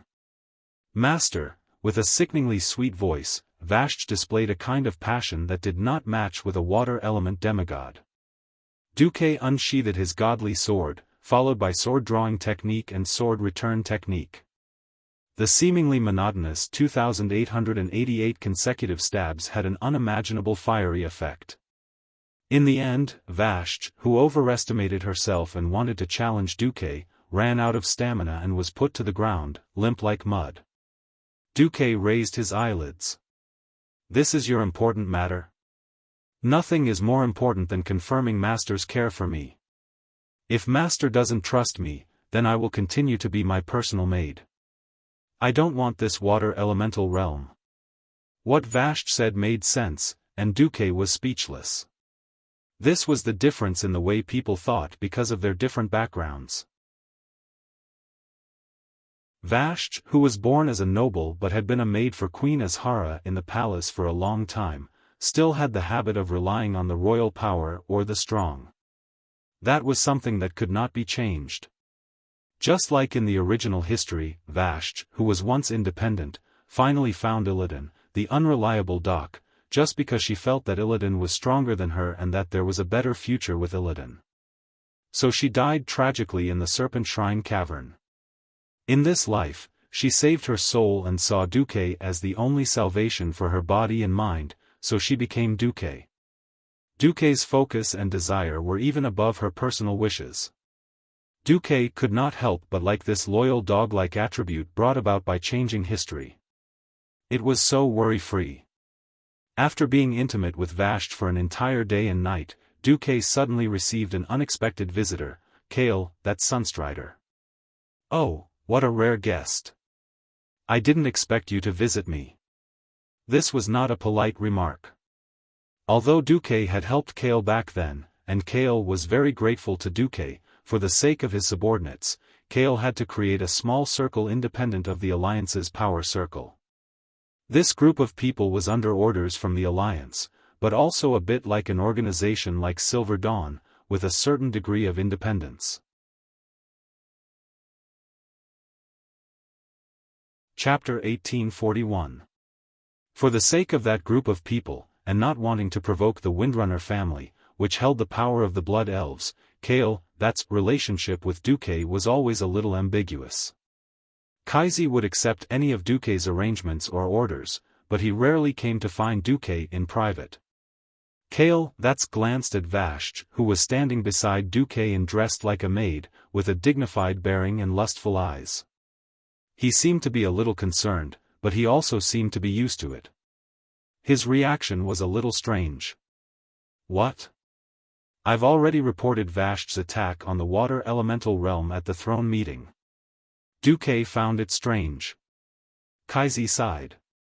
"No, I'm just a little envious of the trust between you two, master and servant. In the past, in the circle of high elven nobles, even husband and wife would have all kinds of dirty political deals or frame each other." Duque did not know how to continue the topic. Instead, it was Vashti who blushed, which was rare. Kaizi changed the topic, stood up, and bowed deeply to Duque. When he looked up, he said in a straightforward manner, "Duque, I'll also say it directly. I hope to offer my soul and loyalty to you." This. Needless to say, Duque was a little stunned. He wanted to say, "You must be joking, right?" But he immediately realized that Kaizi was unusually serious. "What's wrong with Kaizi?" Kale, that's continued, "I spent the first half of my life as a prince. I used to think that seeking happiness for my compatriots and people was the whole meaning of my life. I've always encouraged myself with this. Unfortunately, my father's matter completely turned my world upside down." Duque did not say anything and let Kaizi continue. "That was my father's sin, and also the sin of the Sunstrider surname. Since I'm a member of the Sunstrider, I don't regret it, nor do I blame my father. I calmly accepted this sin. I worked hard for a long time, hoping to still do something for my compatriots after removing the Sunstrider surname. Unfortunately, I discovered that Sylvanas Windrunner did a better job than I did." At this point, Kaizi sighed deeply. "I'm at a loss. I'm at a loss for myself. I'm at a loss for those who believe in me and want to follow me to the death. We don't know where our future lies." Duque interrupted, "You have already proved your determination and courage to fight against evil with your actions. Have you forgotten the cheers of the Blood Elves? Of course not. But we want to do more, not just for the Blood Elves, but also for this world that is constantly being invaded by evil. Because of this, my followers and I yearn for greater power." Duque frowned. "You can't find your own path to power?" Kale, that's became agitated, and his voice became more sonorous. "No, I found it. But this is the only path that suits me, and it requires your absolute trust." Duque realized what Kaizi was referring to. Vashti, who was beside Duque, also had a fierce look in her eyes. As long as Duque gave her a look, she would not hesitate to attack Kale, that's. Duque sat comfortably on the sofa and lay back down. His voice was a little unfathomable. "You want the share of the fire elemental world that I control?" I know it's shameless of me to make such a request as an outsider, but I don't have a better way, and I believe that this can solve the problem of my followers having similar symptoms of magic addiction in the future. So in exchange, my followers and I are willing to offer you all our souls." At this point, Kale, that's no longer bowed, but knelt down deeply to worship Duque. It had to be said that Kale, that's was very accurate in this matter. Unlike in the fire elemental world, Duque did not have a capable assistant like Vashj in the fire elemental world. So Duque only symbolically gave Majordomo 5% and made him a manager. As for the other two guys, Sharnox, the fire demon hunter who had joined Duque in advance, gave him 3%. As for Modron, who would have become the fire elemental lord because he had chosen the tall among the short in history, that was too bad. "I'll give you 1%, take it or leave it." Duque monopolized 91% of the shares and was in an absolute position of dominance. Duque's ambition was not just the fire elemental world. He had to at least take care of the arcane, fire, and frost elements to become a true god. He could not have so much energy to concentrate on managing the fire elemental world. It should be said that Majordomo was enough to manage it. The problem was that Majordomo was too weak. Even if he became a demigod, his combat power was still as high as 5 among demigods. Duque's real representative in the fire elemental world should be like Vashj, who could fight and had his deep trust. That was ideal. Kale, that's proposal scratched his itch. After all, at the end of the day, Duque could not absolutely trust Majordomo. That guy was forced to surrender by Duque. Since he could surrender to Duque, there was no guarantee that he could surrender to other powerhouses in the future. In this life, Kai Zi did not fall into a state of madness because of his clansmen. His pure heart was still worthy of praise. There was no need to say who the balance in his heart was leaning towards. Duque crossed his fingers and placed them on his knees. He pretended to think for a while before nodding in agreement. "Okay. I agree.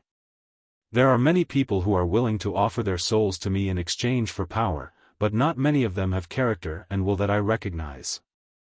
You happen to be one of the few, so I agree." Kale, that's kowtowed heavily and said loudly, "Thank you, Master. I'll go and call my followers over to pay their respects to the Master."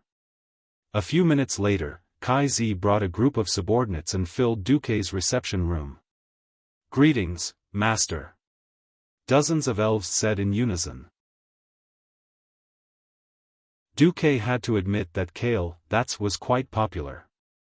In addition, the nobles of the mages were quite unhappy with the power of the once lowly ranger faction.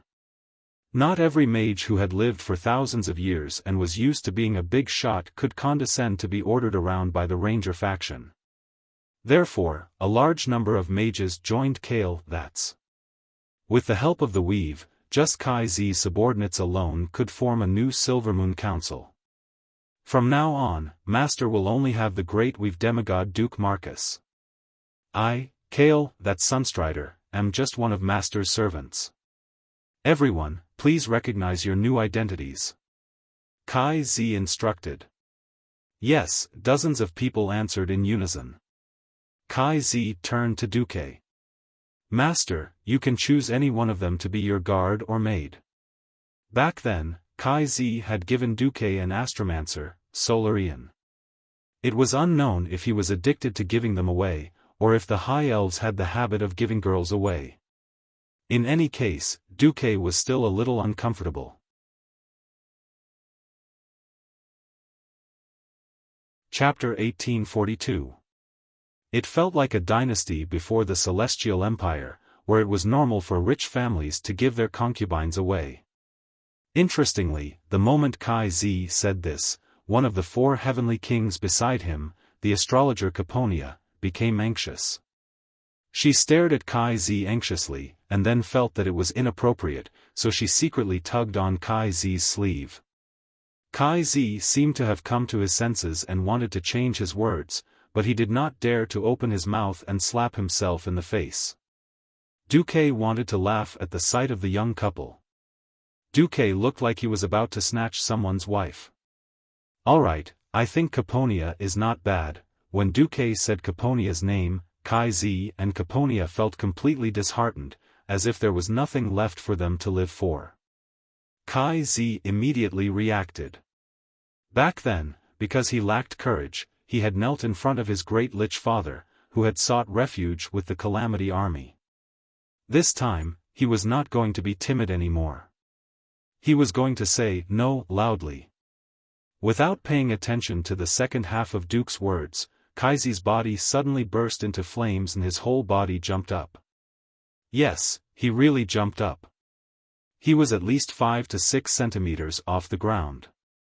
Wait. No. Caponia can't do it. When Kai Zi roared out loud, he felt as if a great river had burst its banks, and he could finally vent all the depression in his heart. Boo-hoo. I did it. Caponia, I did it. Although I might not be able to step into the demigod realm for the rest of my life, at least I'm safe. Something's wrong. Kai Zi was already prepared to face Duque's thunderous rage.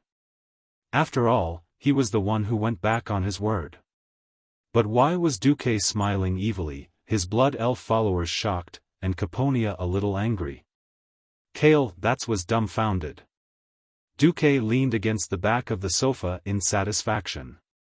He waved his hand, and Vashch came over to massage his back. Dumuk repeated his words with a poisonous tongue that was bubbling up. Hey, Kale, that's... What do you mean by that? Just now, I said, I think Caponia is not bad, why don't I bestow her as your wife? Then, you actually said, wait. No. Not Caponia. Are you saying that you don't like Caponia and want to offer her to me as a maid to warm my bed? No, no, no, of course not. Actually, I like Caponia. Kai finally admitted shamefully. Duque's explanation of the cause and effect was so infuriating that several guys, including the 4 heavenly kings, were already snickering. Ah! At this time, how could Kai Zi not know that he was played by Duque? He thought that Duque, who was obsessed with elves, wouldn't die so easily and would let Caponia go. Subconsciously, he thought that his little lover had been sent away because of his slip of the tongue. In the end, he was the one who fell into Duque's trap. Kai Zi's face immediately turned red, and he scratched his head in distress, not knowing what to say. But now that he had said it, Kyle felt a sense of relief. Okay, tell me, how did you get together with her? Since his master had given the order, even if it was a little embarrassing, Kai Zi could only confess. Kai Zi and Caponia's relationship seemed to be a natural one. Ever since Kai Zi became a great traitor to the elves, his 4 advisors had never abandoned him. He didn't have many capable female mages around him. Originally, there was the great astrologer Solarian. In order to help Kai Zi out, Solarian had volunteered to serve Duque. In a sense, this was also an opportunity. Duque had more or less put in more effort to help Kai Zi wash away the stigma of being a traitor. But this way, Kai Zi would only be left with Caponia. It was easy to feel lonely away from home. In the long night, if he wasn't looking for someone to talk to, he would sink into loneliness. Back then, the 4 advisors were naturally the ones that Kai Zi talked to the most. Was it easier to talk to a few men, or was it easier to talk to a girl who was kind and understanding? As time went by, Caponia succeeded in getting the position. To be honest, if Duke was given a choice, when he first arrived in Azeroth, he would probably choose the elves. Even Caponia might not be the best choice. Since he already had the famous 3 Windrunner sisters, why would he need other high elves? Just having the 3 Windrunner sisters was equivalent to having all the girls in the high elves. Not to mention Caponia, even Duque hadn't touched Solarian, who was a maid. Dumuk wasn't a stud, so why would he lower himself to F*ck a girl who was a level lower? So, not only did Duque bless Kai Zi and Caponia, he also gave Kai Zi a 10% share of the land of fire elements. Here's your AO. I think the surrounding environment will be very suitable for you and your phoenix. Duque opened the 3D map of the land of fire and seemed to have given Kai Zi a piece of land. Kai Zi didn't see it at first, but when he saw it clearly, he immediately thanked him profusely. How could that place not be suitable? It turned out that it was the territory of Elisarazer, who had betrayed the alliance and turned from a green dragon to a fire hawk. As a place to cultivate a pure-blooded fire hawk, it was also quite suitable to cultivate a phoenix. It could be foreseen that as long as Kai Zi displayed his talent and completely combined his power with his phoenixes, he would soon become a demigod of fire. After sending Kai Zi and the others away, Duque returned to the study and began to think while enjoying Vashch's verbal service. He thought that he should have accumulated enough capital to embark on the path of a true mage god after obtaining the control of all the elements in the water and fire elemental realms. The reason why Duque gave out his share so generously was that Duque had determined through the system elf that even if he took out 100% of the elements, including all the ice and fire elements in the elemental realm and the entire Azeroth, it still wouldn't be enough. To be specific, it wasn't a problem of quantity, but a serious lack of quality. What was annoying was that this was like a puzzle. If one piece was missing, he could still find out which piece was missing. But now, it felt like at least half of it was missing. The rest that could be judged was like broken glass, all in strange shapes that people couldn't make heads or tails of. Sigh. At this time, a comfortable feeling came. After a while, Vashch raised her head. Master, what are you thinking about? Nothing, I'm just thinking about how I can become a true god. Everyone has improved, but I've been stuck at demigod for so long. Vashch laughed. How could it be so easy? Before the ancient war, the white deer god Malorn had been stuck at the demigod realm for tens of thousands of years, but he still couldn't ascend. Let nature take its course. Duque was stunned. He thought about it and agreed. This kind of thing couldn't be rushed or forced. Then let nature take its course.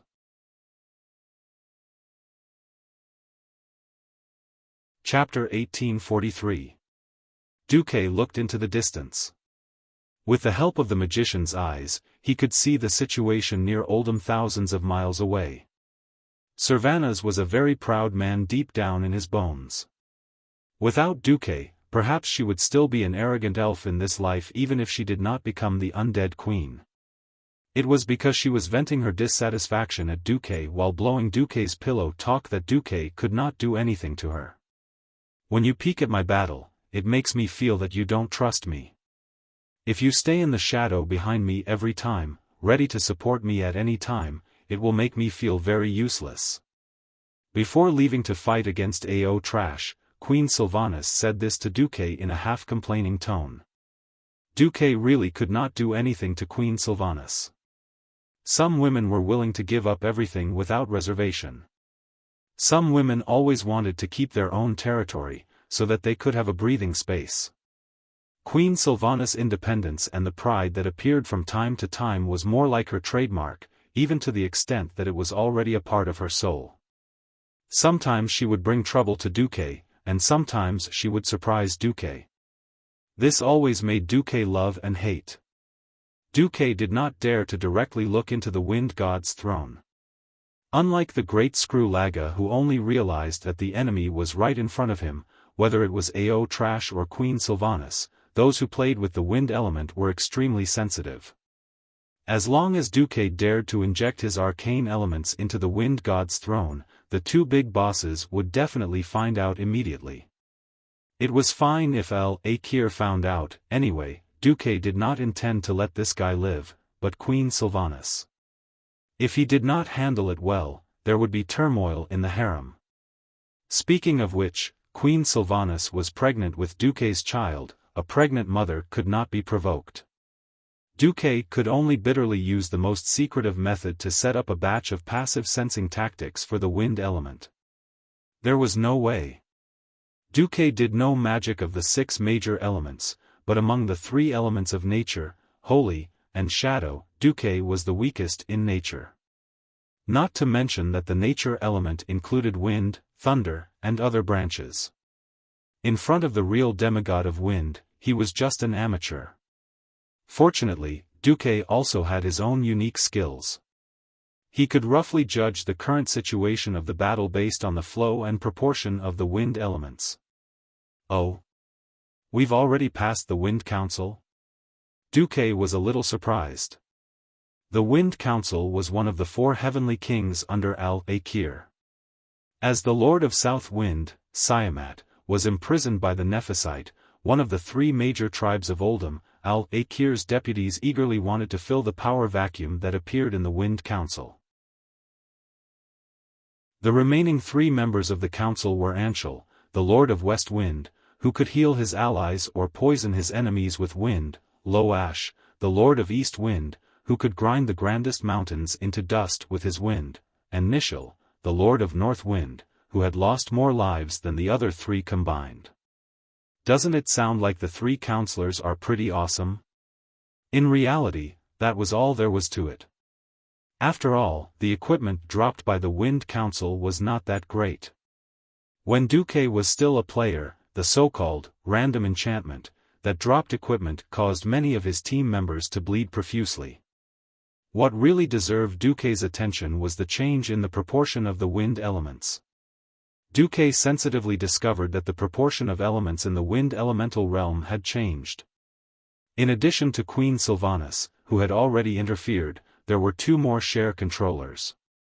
They had a very similar but different aura to Queen Sylvanas.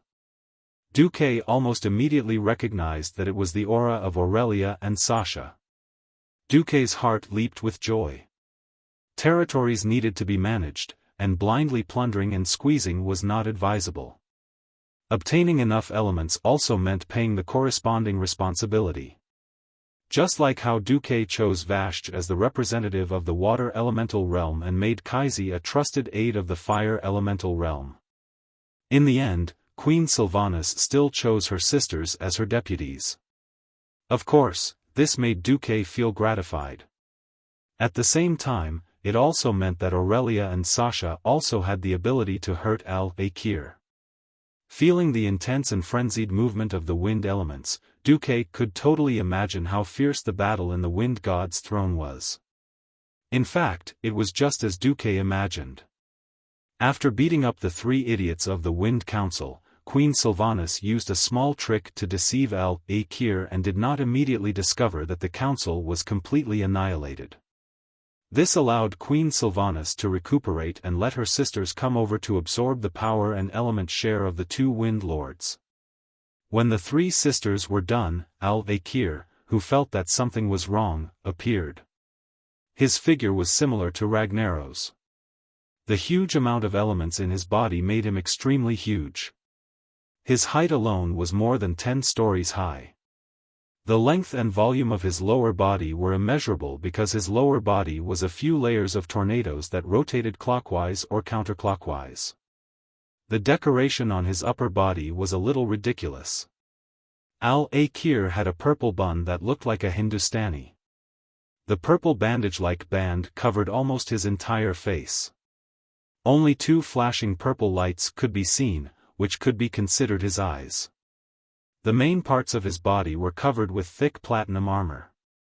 On the left and right shoulder plates, there were 2 flashing electric balls that emitted the power of violent thunder suspended in the air. Wrapped in purple silk ribbons with gold edges was a pair of pure wind elemental arms. Seeing Queen Sylvanas and her sisters, Al-Akir raised his arms angrily. Greedy and shameless mortals, not only do you want to step into the divine realm, but you also covet my throne and my power? Queen Sylvanas responded with contempt. You dare to collude with Zoth in order to obtain the rule of the entire Azeroth. Have you never thought that there would be a day when you would be counterattacked?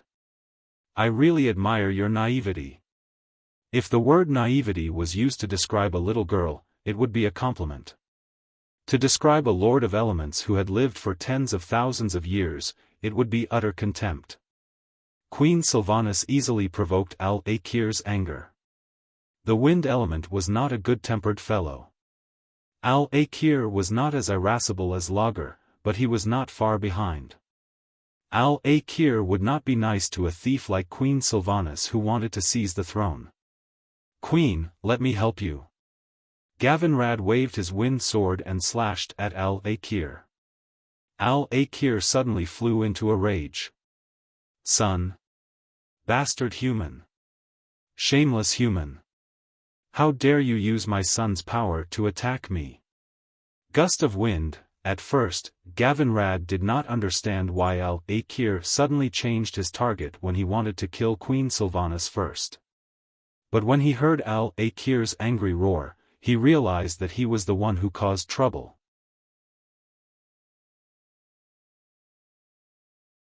Chapter 1844.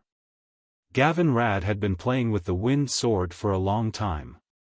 It was so long ago that Kiran had forgotten that Thunder Wrath, Wind Seeker's blessed sword, actually sealed Prince Thunderan's soul inside the sword and kept extracting the prince's power, hence the special effect of the wind sword.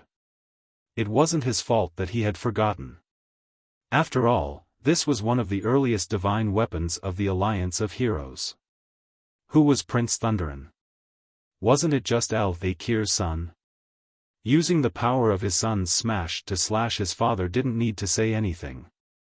Gavinrad, who had never had enough aggro and was often not a good MT, pulled the aggro very well this time. What? Defensive knights were only good at pulling group monsters and not tanking the boss because they didn't have enough aggro? That was impossible. At least not this time. At this moment, whether it was the bitter comrade Gavinrad or Sylvanas, they both understood Dumuk's sinister intentions. Duque had promised not to interfere with Queen Sylvanas' threats and promises. Now it seemed that he wasn't just interfering, he was practically sticking his hands and feet into it. As a demigod of wind, Queen Sylvanas's physical attributes weren't greatly enhanced, at least in terms of vitality. Compared to her speed, magic, and attack power, her vitality wasn't even worth mentioning. It could be said that if Queen Sylvanas was hit hard by Al-Akir, she might not die, but Duque's unborn child might be finished. In a life-and-death battle of this level, how could Queen Sylvanas reduce her chances of getting hurt to zero?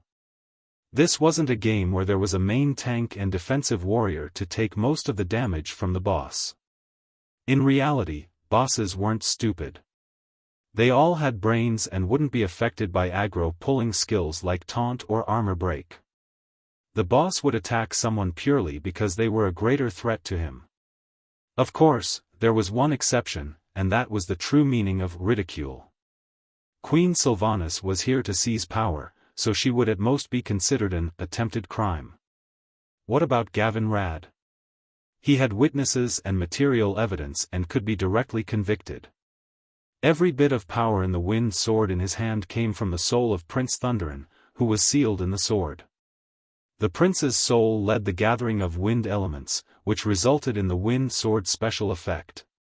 It could be said that every time Gavinrad swung the wind sword, it was as if the prince's soul was wailing. The whispers in other people's ears became terrible lines in Al-Akir's ears. The following content is purely a free translation of the distorted version. If there are any similarities, it is purely coincidental. Yamit. Papa, save me. So painful, sob sob sob. These voices sounded like they had been smashed by a grass mud horse 10,000 times, so Gavinrad was completely enraged. A powerful move sent Gavinrad flying into the sky. Well, it was like a home run, flying out in one go. Above his head was a boundless azure sky. Beneath his feet was a boundless blue ocean. Gavinrad wasn't skydiving, he was skydiving. Gavinrad had never been afraid of anyone. Even if the two commanders of the Burning Legion were here, he would still dare to fight back. The premise was to keep his feet firmly planted on the ground. Had this guy ever been sent flying into the air and then completely freefall? Wah! Gavin Rad was so scared that he almost sh*t himself. Help! I'm going to die. Not only that, Al-Akir's hatred was not appeased. His huge wind elemental hands pushed out continuously. Ha! Ha! Ha! Ha! It was a continuous stream of lightning arrows that were like Gatling guns. Streaks of long lightning radiance really looked like the tracer bullets of a machine gun, drawing out dazzling arcs of light in the bright sky. This was the aura that Gavin Rad wouldn't stop until he was beaten to a pulp. Paladins were supposed to be a symbol of courage. Seeing this guy dancing and screaming, Queen Sylvanas was both amused and annoyed. She waved her hand, and the wind element that belonged to her instantly rolled out. Gavin Rad felt like he was riding on the clouds. He made a big circle and actually flew back to the platform of the wind god throne. With the support of the demigod of wind, Queen Sylvanas, Gavin Rad, who did not learn from his mistakes, shouted, "Let me tell you, this, Thunder's fury, blessed sword of the wind seeker, represents Prince Thunderan's blessing to me, **t. Al-Trash was enraged again. This time, it was the ice storm that was like a Category 12 hurricane. The violent tornado swept up thousands of white clouds and gathered an extreme chill. It crashed violently into Gavin Rad, the enemy who killed his son. F***ck%yen #at. Before Gavin Rad could finish cursing, he was sent flying again. Air was the medium for transmitting sound. If the air became an irregular turbulence, then the transmission of sound would be impossible. The second half of Gavin Rad's curse was eaten up by the ice storm. Queen Sylvanas and Gavin Rad weren't the only ones who came to attack Al-Akir. The others held back their laughter and attacked Al-Akir, who didn't care about anything. This was especially so for Aurelia and Sasha. Every arrow that the sisters shot out would leave holes of various sizes on Al-Akir's body. If Al-Trash was a human, they would have shot out bloody holes one after another on his body. It could be said that because Al-Akir attacked Gavin Rad crazily, everyone had a stable environment to attack and output. This time, Gavin Rad, who was sent flying, became a large ice block the size of a wardrobe. Through the bumpy surface of the ice, he could see that this guy had been sent flying with his arms and legs wide open. But in the next second, the ice block was crushed by Queen Sylvanas with a gust of wind. Gavin Rad, whose lips were purple from the cold, was sent back by the wind. Gavin Rad was furious too. He raised his wind sword and shouted, "Haha! I, Gavin Rad, am back. Al-Akir, let me tell you, I am the unkillable cockroach that Duque mentioned." Although I don't know what a cockroach is. Before he could finish his words, he was sent flying again. No wind, no ice. This time, it was lightning. Aura, aura, aura, aura. The violent, lightning strike, was launched from Al-Trash's hands. Even though Gavin Rad had activated Holy Shield, the powerful natural elemental attack still broke through his Holy Light Shield. If it wasn't for Sally Whitemane's powerful healing spell, at the last moment, he might have already died.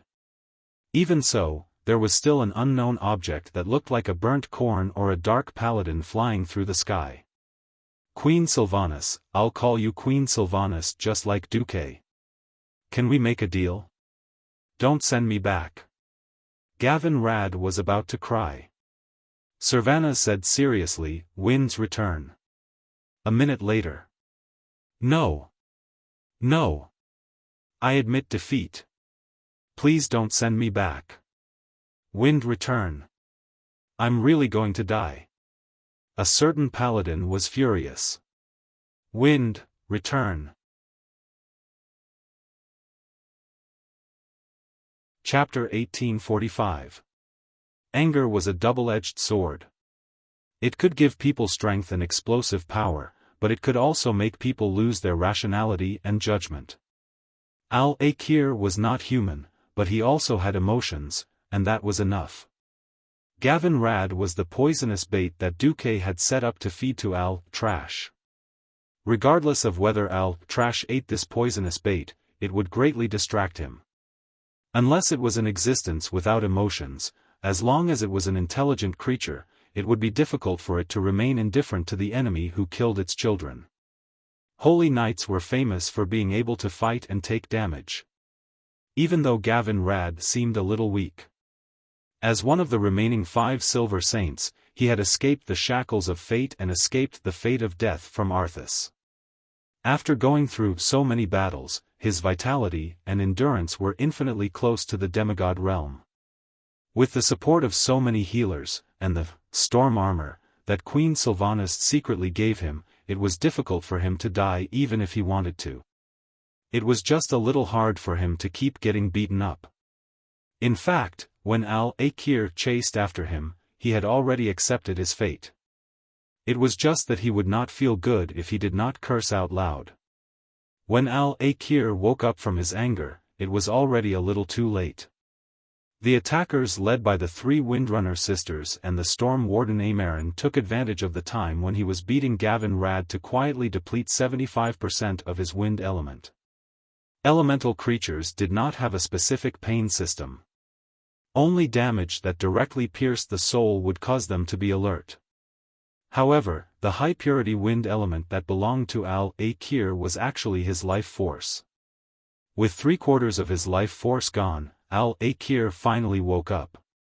"You treacherous thieves! Wild wind! Listen to my command, go with the wind! Little bugs!" Following Al-Akir's domineering declaration, an unprecedented storm swept through the sky.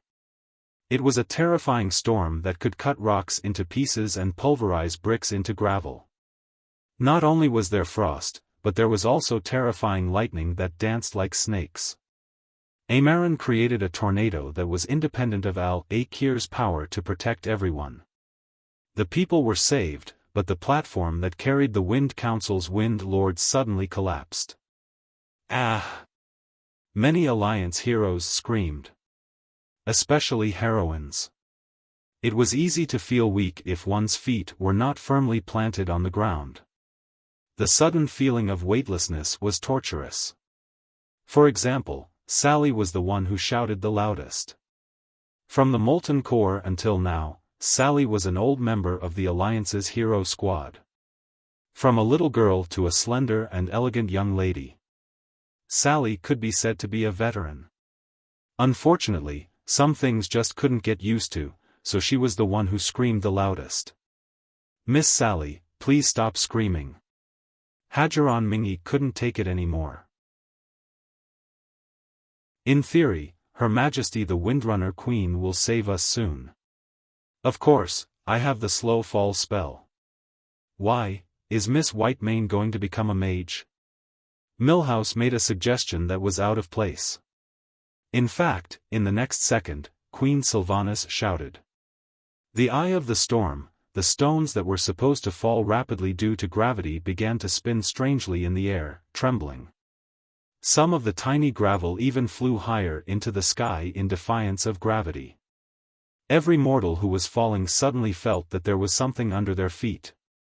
With just a thought, the wind around their bodies all listened to their commands, moving them up, down, left, right, back and forth.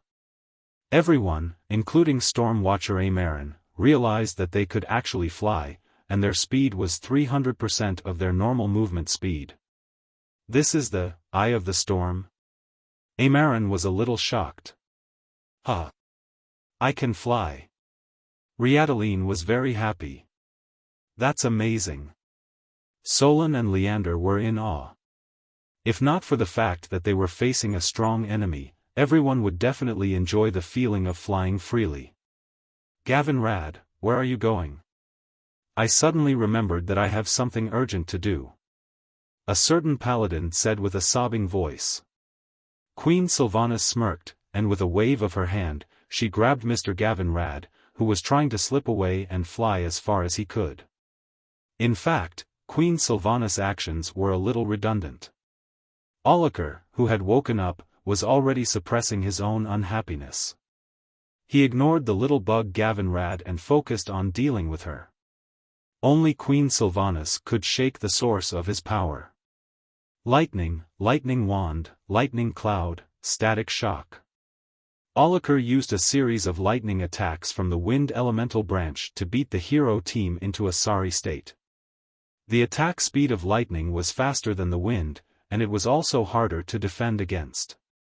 In order to avoid injury, Queen Sylvanas had to focus more and summon lightning to intercept Aulakar's lightning. Unknowingly, it had become a battle of attrition. As an attacker fighting in the enemy's formation, this was quite disadvantageous to Queen Sylvanas. After all, in the wind god's throne, there were more wind elementals that listened to Aulakar's orders. If this continued, Queen Sylvanas would not be able to outlast Aulakar. At this time, Aurelia and Sasha stepped forward. It had to be said that the female elf's thinking was a little strange. Before they had children, they always wanted to have a child. Therefore, the two sisters were not willing to risk their lives until the last moment. But after giving birth, the two sisters were even fiercer than the fiercest Queen Sylvanas. At this moment, they completely let go of their souls and forcefully plundered the share of the wind elemental here. They did not even let go of Queen Sylvanas' share. If it were someone else, Queen Sylvanas might have turned hostile. Sisters were sisters, and there was nothing that they could not share. Seeing that she could not attack, Queen Sylvanas decisively gave up most of her wind elemental and transferred it to her sisters. In an instant, the situation of the battle changed. It felt as if there were 4 demigods surrounding and attacking Aulakar. It suddenly became Queen Sylvanas defending, while Aurelia, Sasha, and Amalran were attacking. This kind of chaotic attack made Aulakar at a loss. He was furious. He roared. He kept summoning wind, rain, thunder, and lightning to attack his enemies in various forms. But he was the best example of 2 fists being unable to fight against 4 hands. The wind elemental that had gathered on his body was rapidly being sliced off inch by inch. It was a high-speed nibbling that could be seen with the naked eye. When the 2 dazzling balls of lightning on his shoulder armor became dim, the great lord of the wind elemental world, Aulakar, was dead. Feeling the elemental authority surging toward her from all directions in the wind elemental world, Queen Sylvanas was overflowing with dominance and waved her hand. Everyone realized that many black spots were rising under their feet. Countless stone fragments that had fallen not long ago were rising against gravity. Thousands of stones gathered together, forming a huge floating island with a diameter of nearly 1 kilometer. Queen Sylvanas stood in the center of the floating island and announced loudly, "I announce. I, Sylvanas Windrunner, am the new lord of the wind elemental world." Chapter 1846. The voice of the elemental world attached to Azeroth could only be heard by the elemental world and elemental creatures in the same situation. For example, the various large and small elemental creatures in the land of fire and tidal throne that had been subdued.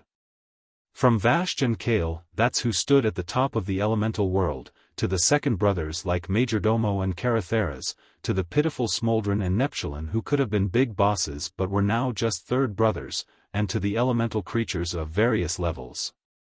Those who were truly ambitious had all kinds of thoughts. Neptulin and Smoldron, who originally had some thoughts, immediately gave up on the rebellious thoughts. The situation was very clear now. Duke Marcus was aiming for the position of the Lord of the 4 elements. The fire, water, and wind realms were all under Duke's control. Then, needless to say, it was the earth elemental world's turn. Not long ago, when Neptulin saw the fire and wind realms enter Azeroth first, he was prepared to wait and see. Now, it seemed like he was simply sending himself to his death. In addition, the powerhouses closely related to the elements could also receive the news. The guardians of Mount Hyjal and the Ring of the Earth, which were dedicated to quelling the anger of the elements, were all dumbfounded. Especially the Ring of the Earth. Originally, Hamuir and the others were still holding meetings day and night to discuss how to coax the various elemental masters so that they would not come out to cause trouble and return to their respective elemental worlds. Great, now they're all fucking traitors jumping over loyal officials.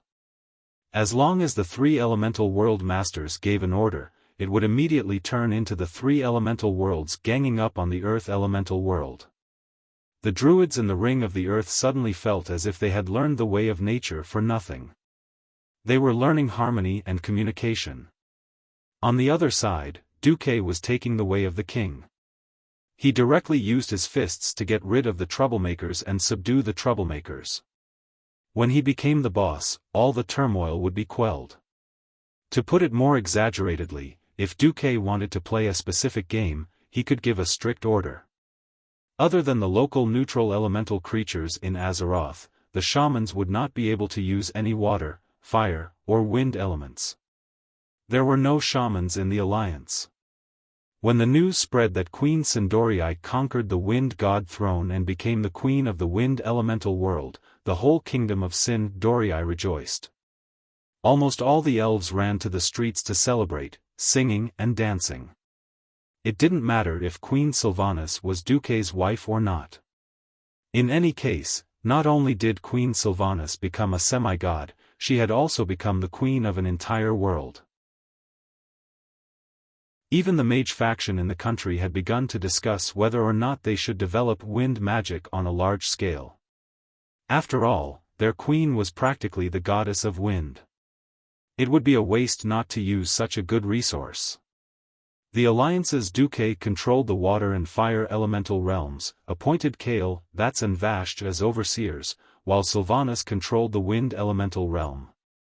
Even though Diehard Roar had a big heart, he still felt that it was a little unbearable. It was true that the beast men played the berserker style, but while they revered the warrior class, the shaman's teachings were the true tradition. Shaman priests were not only respected professionals, but also the core of the tribe's military. Earth, water, fire, and wind, these 4 elements would be hard to bear, not to mention losing 3 of them at once. Without the water element, there would be no healing magic. Without fire, there would be no AoE attacks. Without wind. Just think about it, the legendary Wind Fury 9 consecutive strikes of the earliest shamans. Without wind, there would be no use. Once the shaman profession went up against the alliance, it would immediately be useless. Diehard Roar fell into a rare long silence. On the other side, Duque had rushed to New Silvermoon City to welcome the triumphant return of Queen Sylvanas and her party as half a master. Before he could hug his 3 lovers for a long time, Gavin Rad rushed out like lightning and hugged Duque tightly. Duque's eyes were filled with the charred armor that this guy was wearing. Duque. I'm going to die. I don't want to live anymore. Back then, I blocked a knife for you, I withstood Logger's hammer for you, and now I've withstood 100 lightning strikes for your fiancé. My life is so bitter, sob sob sob. I'm old, maybe I won't make it soon. It would be strange if I really can't carry the leader. It was worth mentioning that Gavin Rad's acting was terrible. After howling for a long time, he couldn't even bear to use a few drops of eye drops. It was just a few lines over and over again. What he meant was, I've shed blood and tears for you, Boss Duque. Don't call me when you're fighting bosses in the future, and remember to call me when you're picking up cheap loot. Duque's facial muscles were stiff. He pretended to comfort Gavin Rad, why don't I let you retire with honor like Mograine? I'll convince your wife to accept your women and illegitimate children outside. For my sake, your wife won't say anything. Gavin Rad's face instantly turned pale. He immediately stood up and thumped his chest armor. He decisively expressed his loyalty. Actually, I'm not even 50 yet. I think I can still fight for another 15 years. That was what he said, but his sorrowful eyes gave Duque goosebumps. Queen Sylvanas' cold voice came from behind him. The wind elemental realm will give you 1%. Gavin Rad immediately continued to howl. Boss, I've shed blood for you, 3%. Forget it if you don't want it. Her Majesty Sylvanas finally gave her verdict. Ah. I suddenly remembered that I have other important things to do. I won't stand in the way of your reunion, boss. Gavin Rad, who had gotten the benefits, left immediately. Queen Sylvanas was indifferent, but she actually uttered a classic line, ha. Men, she flicked her long blonde hair gently. That disdainful look, that aura with its own background music, that arrogant demeanor, she was simply invincible. Did she become arrogant after taking control of the wind elemental realm? Duque bared his teeth, a little depressed. He had suppressed Queen Sylvanas a while ago. Why did she seem to be gaining momentum recently? In any case, he was the father of the child in her belly, and he was her public fiancé. It wasn't too much to give her a public hug, right? Faced with Duque who opened his arms, Queen Sylvanas still hugged him. It was a warm hug as usual, but she whispered in Duque's ear, I'm angry. You put Gavin Rad in my team because you don't believe in my ability. Well, I really, humph. Forget it. Since you're going to be a father, you're so worried about us. I'll let you pass this time. After that, Queen Sylvanas secretly breathed in Duque's ear. Tonight, from behind, wow. That's a lot of information. You already know it's a daughter? Why is it a daughter again? By the way, are all demigods so awesome? You already know now. And from behind. Duque snickered.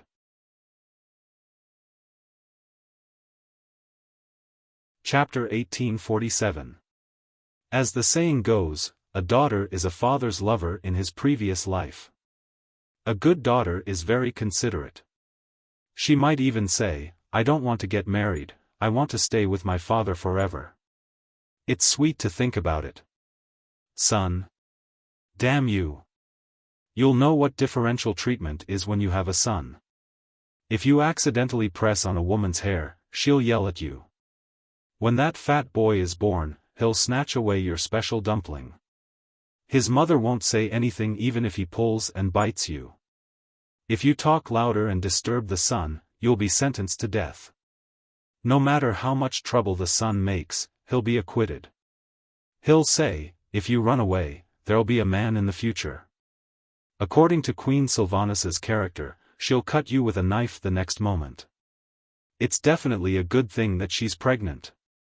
In the future, she'll inherit her mother's beauty, just like Aurelia and Sasha's daughter. Just like Anilus and Atlanta, they'll definitely be as beautiful as their mother when they grow up. In theory, they have different surnames. But are they the new Windrunner sisters? That night, Duque was a little annoyed. In the past, when he caught Queen Sylvanas, he'd occasionally say, if you're so awesome, why don't you go to heaven? Well, this time, Queen Sylvanas was ready. She even had an oars pose. Just as Duque was about to swing his sword and mount her, she really flew. She stuck to the ceiling of the bedroom and refused to come down. What do you mean by flying above my head? Duque was angry. I'm scared. The fearless Queen Sylvanas actually had this kind of moment. This time, it was Duque's turn to be annoyed. If Aurelia and Sasha hadn't become traitors and flown up to the bedroom to catch Queen Sylvanas, he didn't know what would have happened. After half a night, the three Windrunner sisters were finally dealt with. Facing Queen Sylvanas, who was pretending to be a corpse, Duque punched her but hard. I shouldn't have spoiled you so much and let you be the demigod of wind. Now you're making trouble for me. Queen Sylvanas couldn't keep up the act and turned around. Then what do you want? Take back my demigod status? No, I'm just asking, when will your pursuit of power end? Duque's question made Sylvanas stare blankly for a moment, and then a little discouraged. I actually didn't think about it. Alright, I admit that I'm just unsatisfied. I can do whatever you think you can do. I just want to prove to the world that I, Sylvanas Windrunner, can still be strong and live a wonderful life without you, Duque. Without beating around the bush, Queen Sylvanas spoke her mind. At this time, Aurelia got up and touched her sister's nose. Even if you don't want to admit defeat, you should at least have a plan. You went to fight Al-Akir while you were pregnant, and you still dare to complain that Duque stuffed Gavin Rad in as insurance? The Windrunner family doesn't have such an ungrateful woman. Queen Sylvie knew that she had gone overboard after being scolded by her elder sister. She lowered her head and said, "I'm sorry, elder sister." Sorry. Duque. Now that Queen Sylvanas had admitted defeat, Duque wasn't interested in scolding her anymore. Right, Duque, what about you? How far do you want to pursue power? Sasha came out of the blanket and asked with her head in her hand. If I can defeat the Burning Legion with my current strength, it doesn't matter if I don't strengthen myself. I don't actually pursue power. I just want to protect the people and things that I cherish. That's why I'm working so hard. Duque was telling the truth. Duque started to tell the three sisters about his journey in life. At first, he just didn't want to be turned into a ghoul. Because he was afraid, he cherished it. In order to protect everything he had, he worked hard. The more he had, the more he couldn't bear to part with it. Unknowingly, he did more and better. It sounded a little ridiculous, but it was actually very simple. This kind of thinking and practice that extended from the small self to the big self, and even the whole world, was much easier to accept than those exaggerated big principles and big hero ideas. As time passed, the three sisters were stunned to find that their man had become an existence that the mortals in the entire world of Azeroth had to look up to. Alright, I promise you, Duque, and I promise elder sister and third sister. After I destroy Nethario this time, I'll give birth to the child and be a good queen of Sin Dorii. I'll no longer pursue the power that might lead to my destruction. In fact, I don't see any chance of advancement. Perhaps the last sentence was the key to Queen Sylvanas' words. So what? This time, although the Alliance showed great power and suppressed 3 elemental realms in one go. This time, although the Alliance showed great power and pacified 3 elemental realms in one go, the 3 elemental realms weren't as powerful as before. In fact, the price paid by the Alliance was not small at all. At a high level, controlling the 3 major elemental realms was a huge gain. Duque expanded the weave and announced that even the mana consumption of frost elementals would be reduced by half permanently, which won the unanimous cheers and praise of the Pharaoh.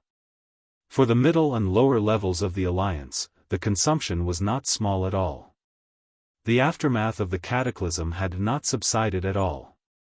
That's right, the withdrawal of the rioting water, fire, and wind elemental creatures only prevented the disaster from further expanding. However, the damage caused by the previous earthquake had not been pacified. For example, the large-scale flood in the wetlands, the handling of the fissures in the Elven Forest, the Western Wilderness, Stranglethorn Vale, and other places, the expansion of the disaster had to be controlled first, then disaster relief, and then resumption of production and construction. Only when a new batch of food and products was produced could society be considered to be on the right track. Before that, to put it bluntly, they could only rely on the existing resources to survive. Under normal circumstances, it would take at least 3 to 5 years to restore the productivity before the cataclysm. This was especially true for food. No matter how much food was stored before, without new rice and wheat harvests, the people would still be muttering in their hearts. However, no one could compare to Duque, who had a wild imagination. There were now many new members in the factory of Iron Stove Castle. A dwarven blacksmith said in the common language, "We need to quench this thing. We need to maintain that temperature for about 5 minutes. Before this piece of steel deforms and cracks, we need to cool it quickly in water, which is water quenching." Do you understand what I mean? A fire demon next to him understood and turned to a fire elemental with an inverted triangular body behind him. Then the fire elemental got to work. When the steel was heated and kept warm for a time, Naga, who was standing next to him, waved her hand. A water elemental came over and directly wrapped the piece of steel with its body. *Z, cooldown complete. You're tuning into the Xiaofan's Wuxia Tales YouTube channel. Don't forget to subscribe and join us on this journey to catch the most captivating stories.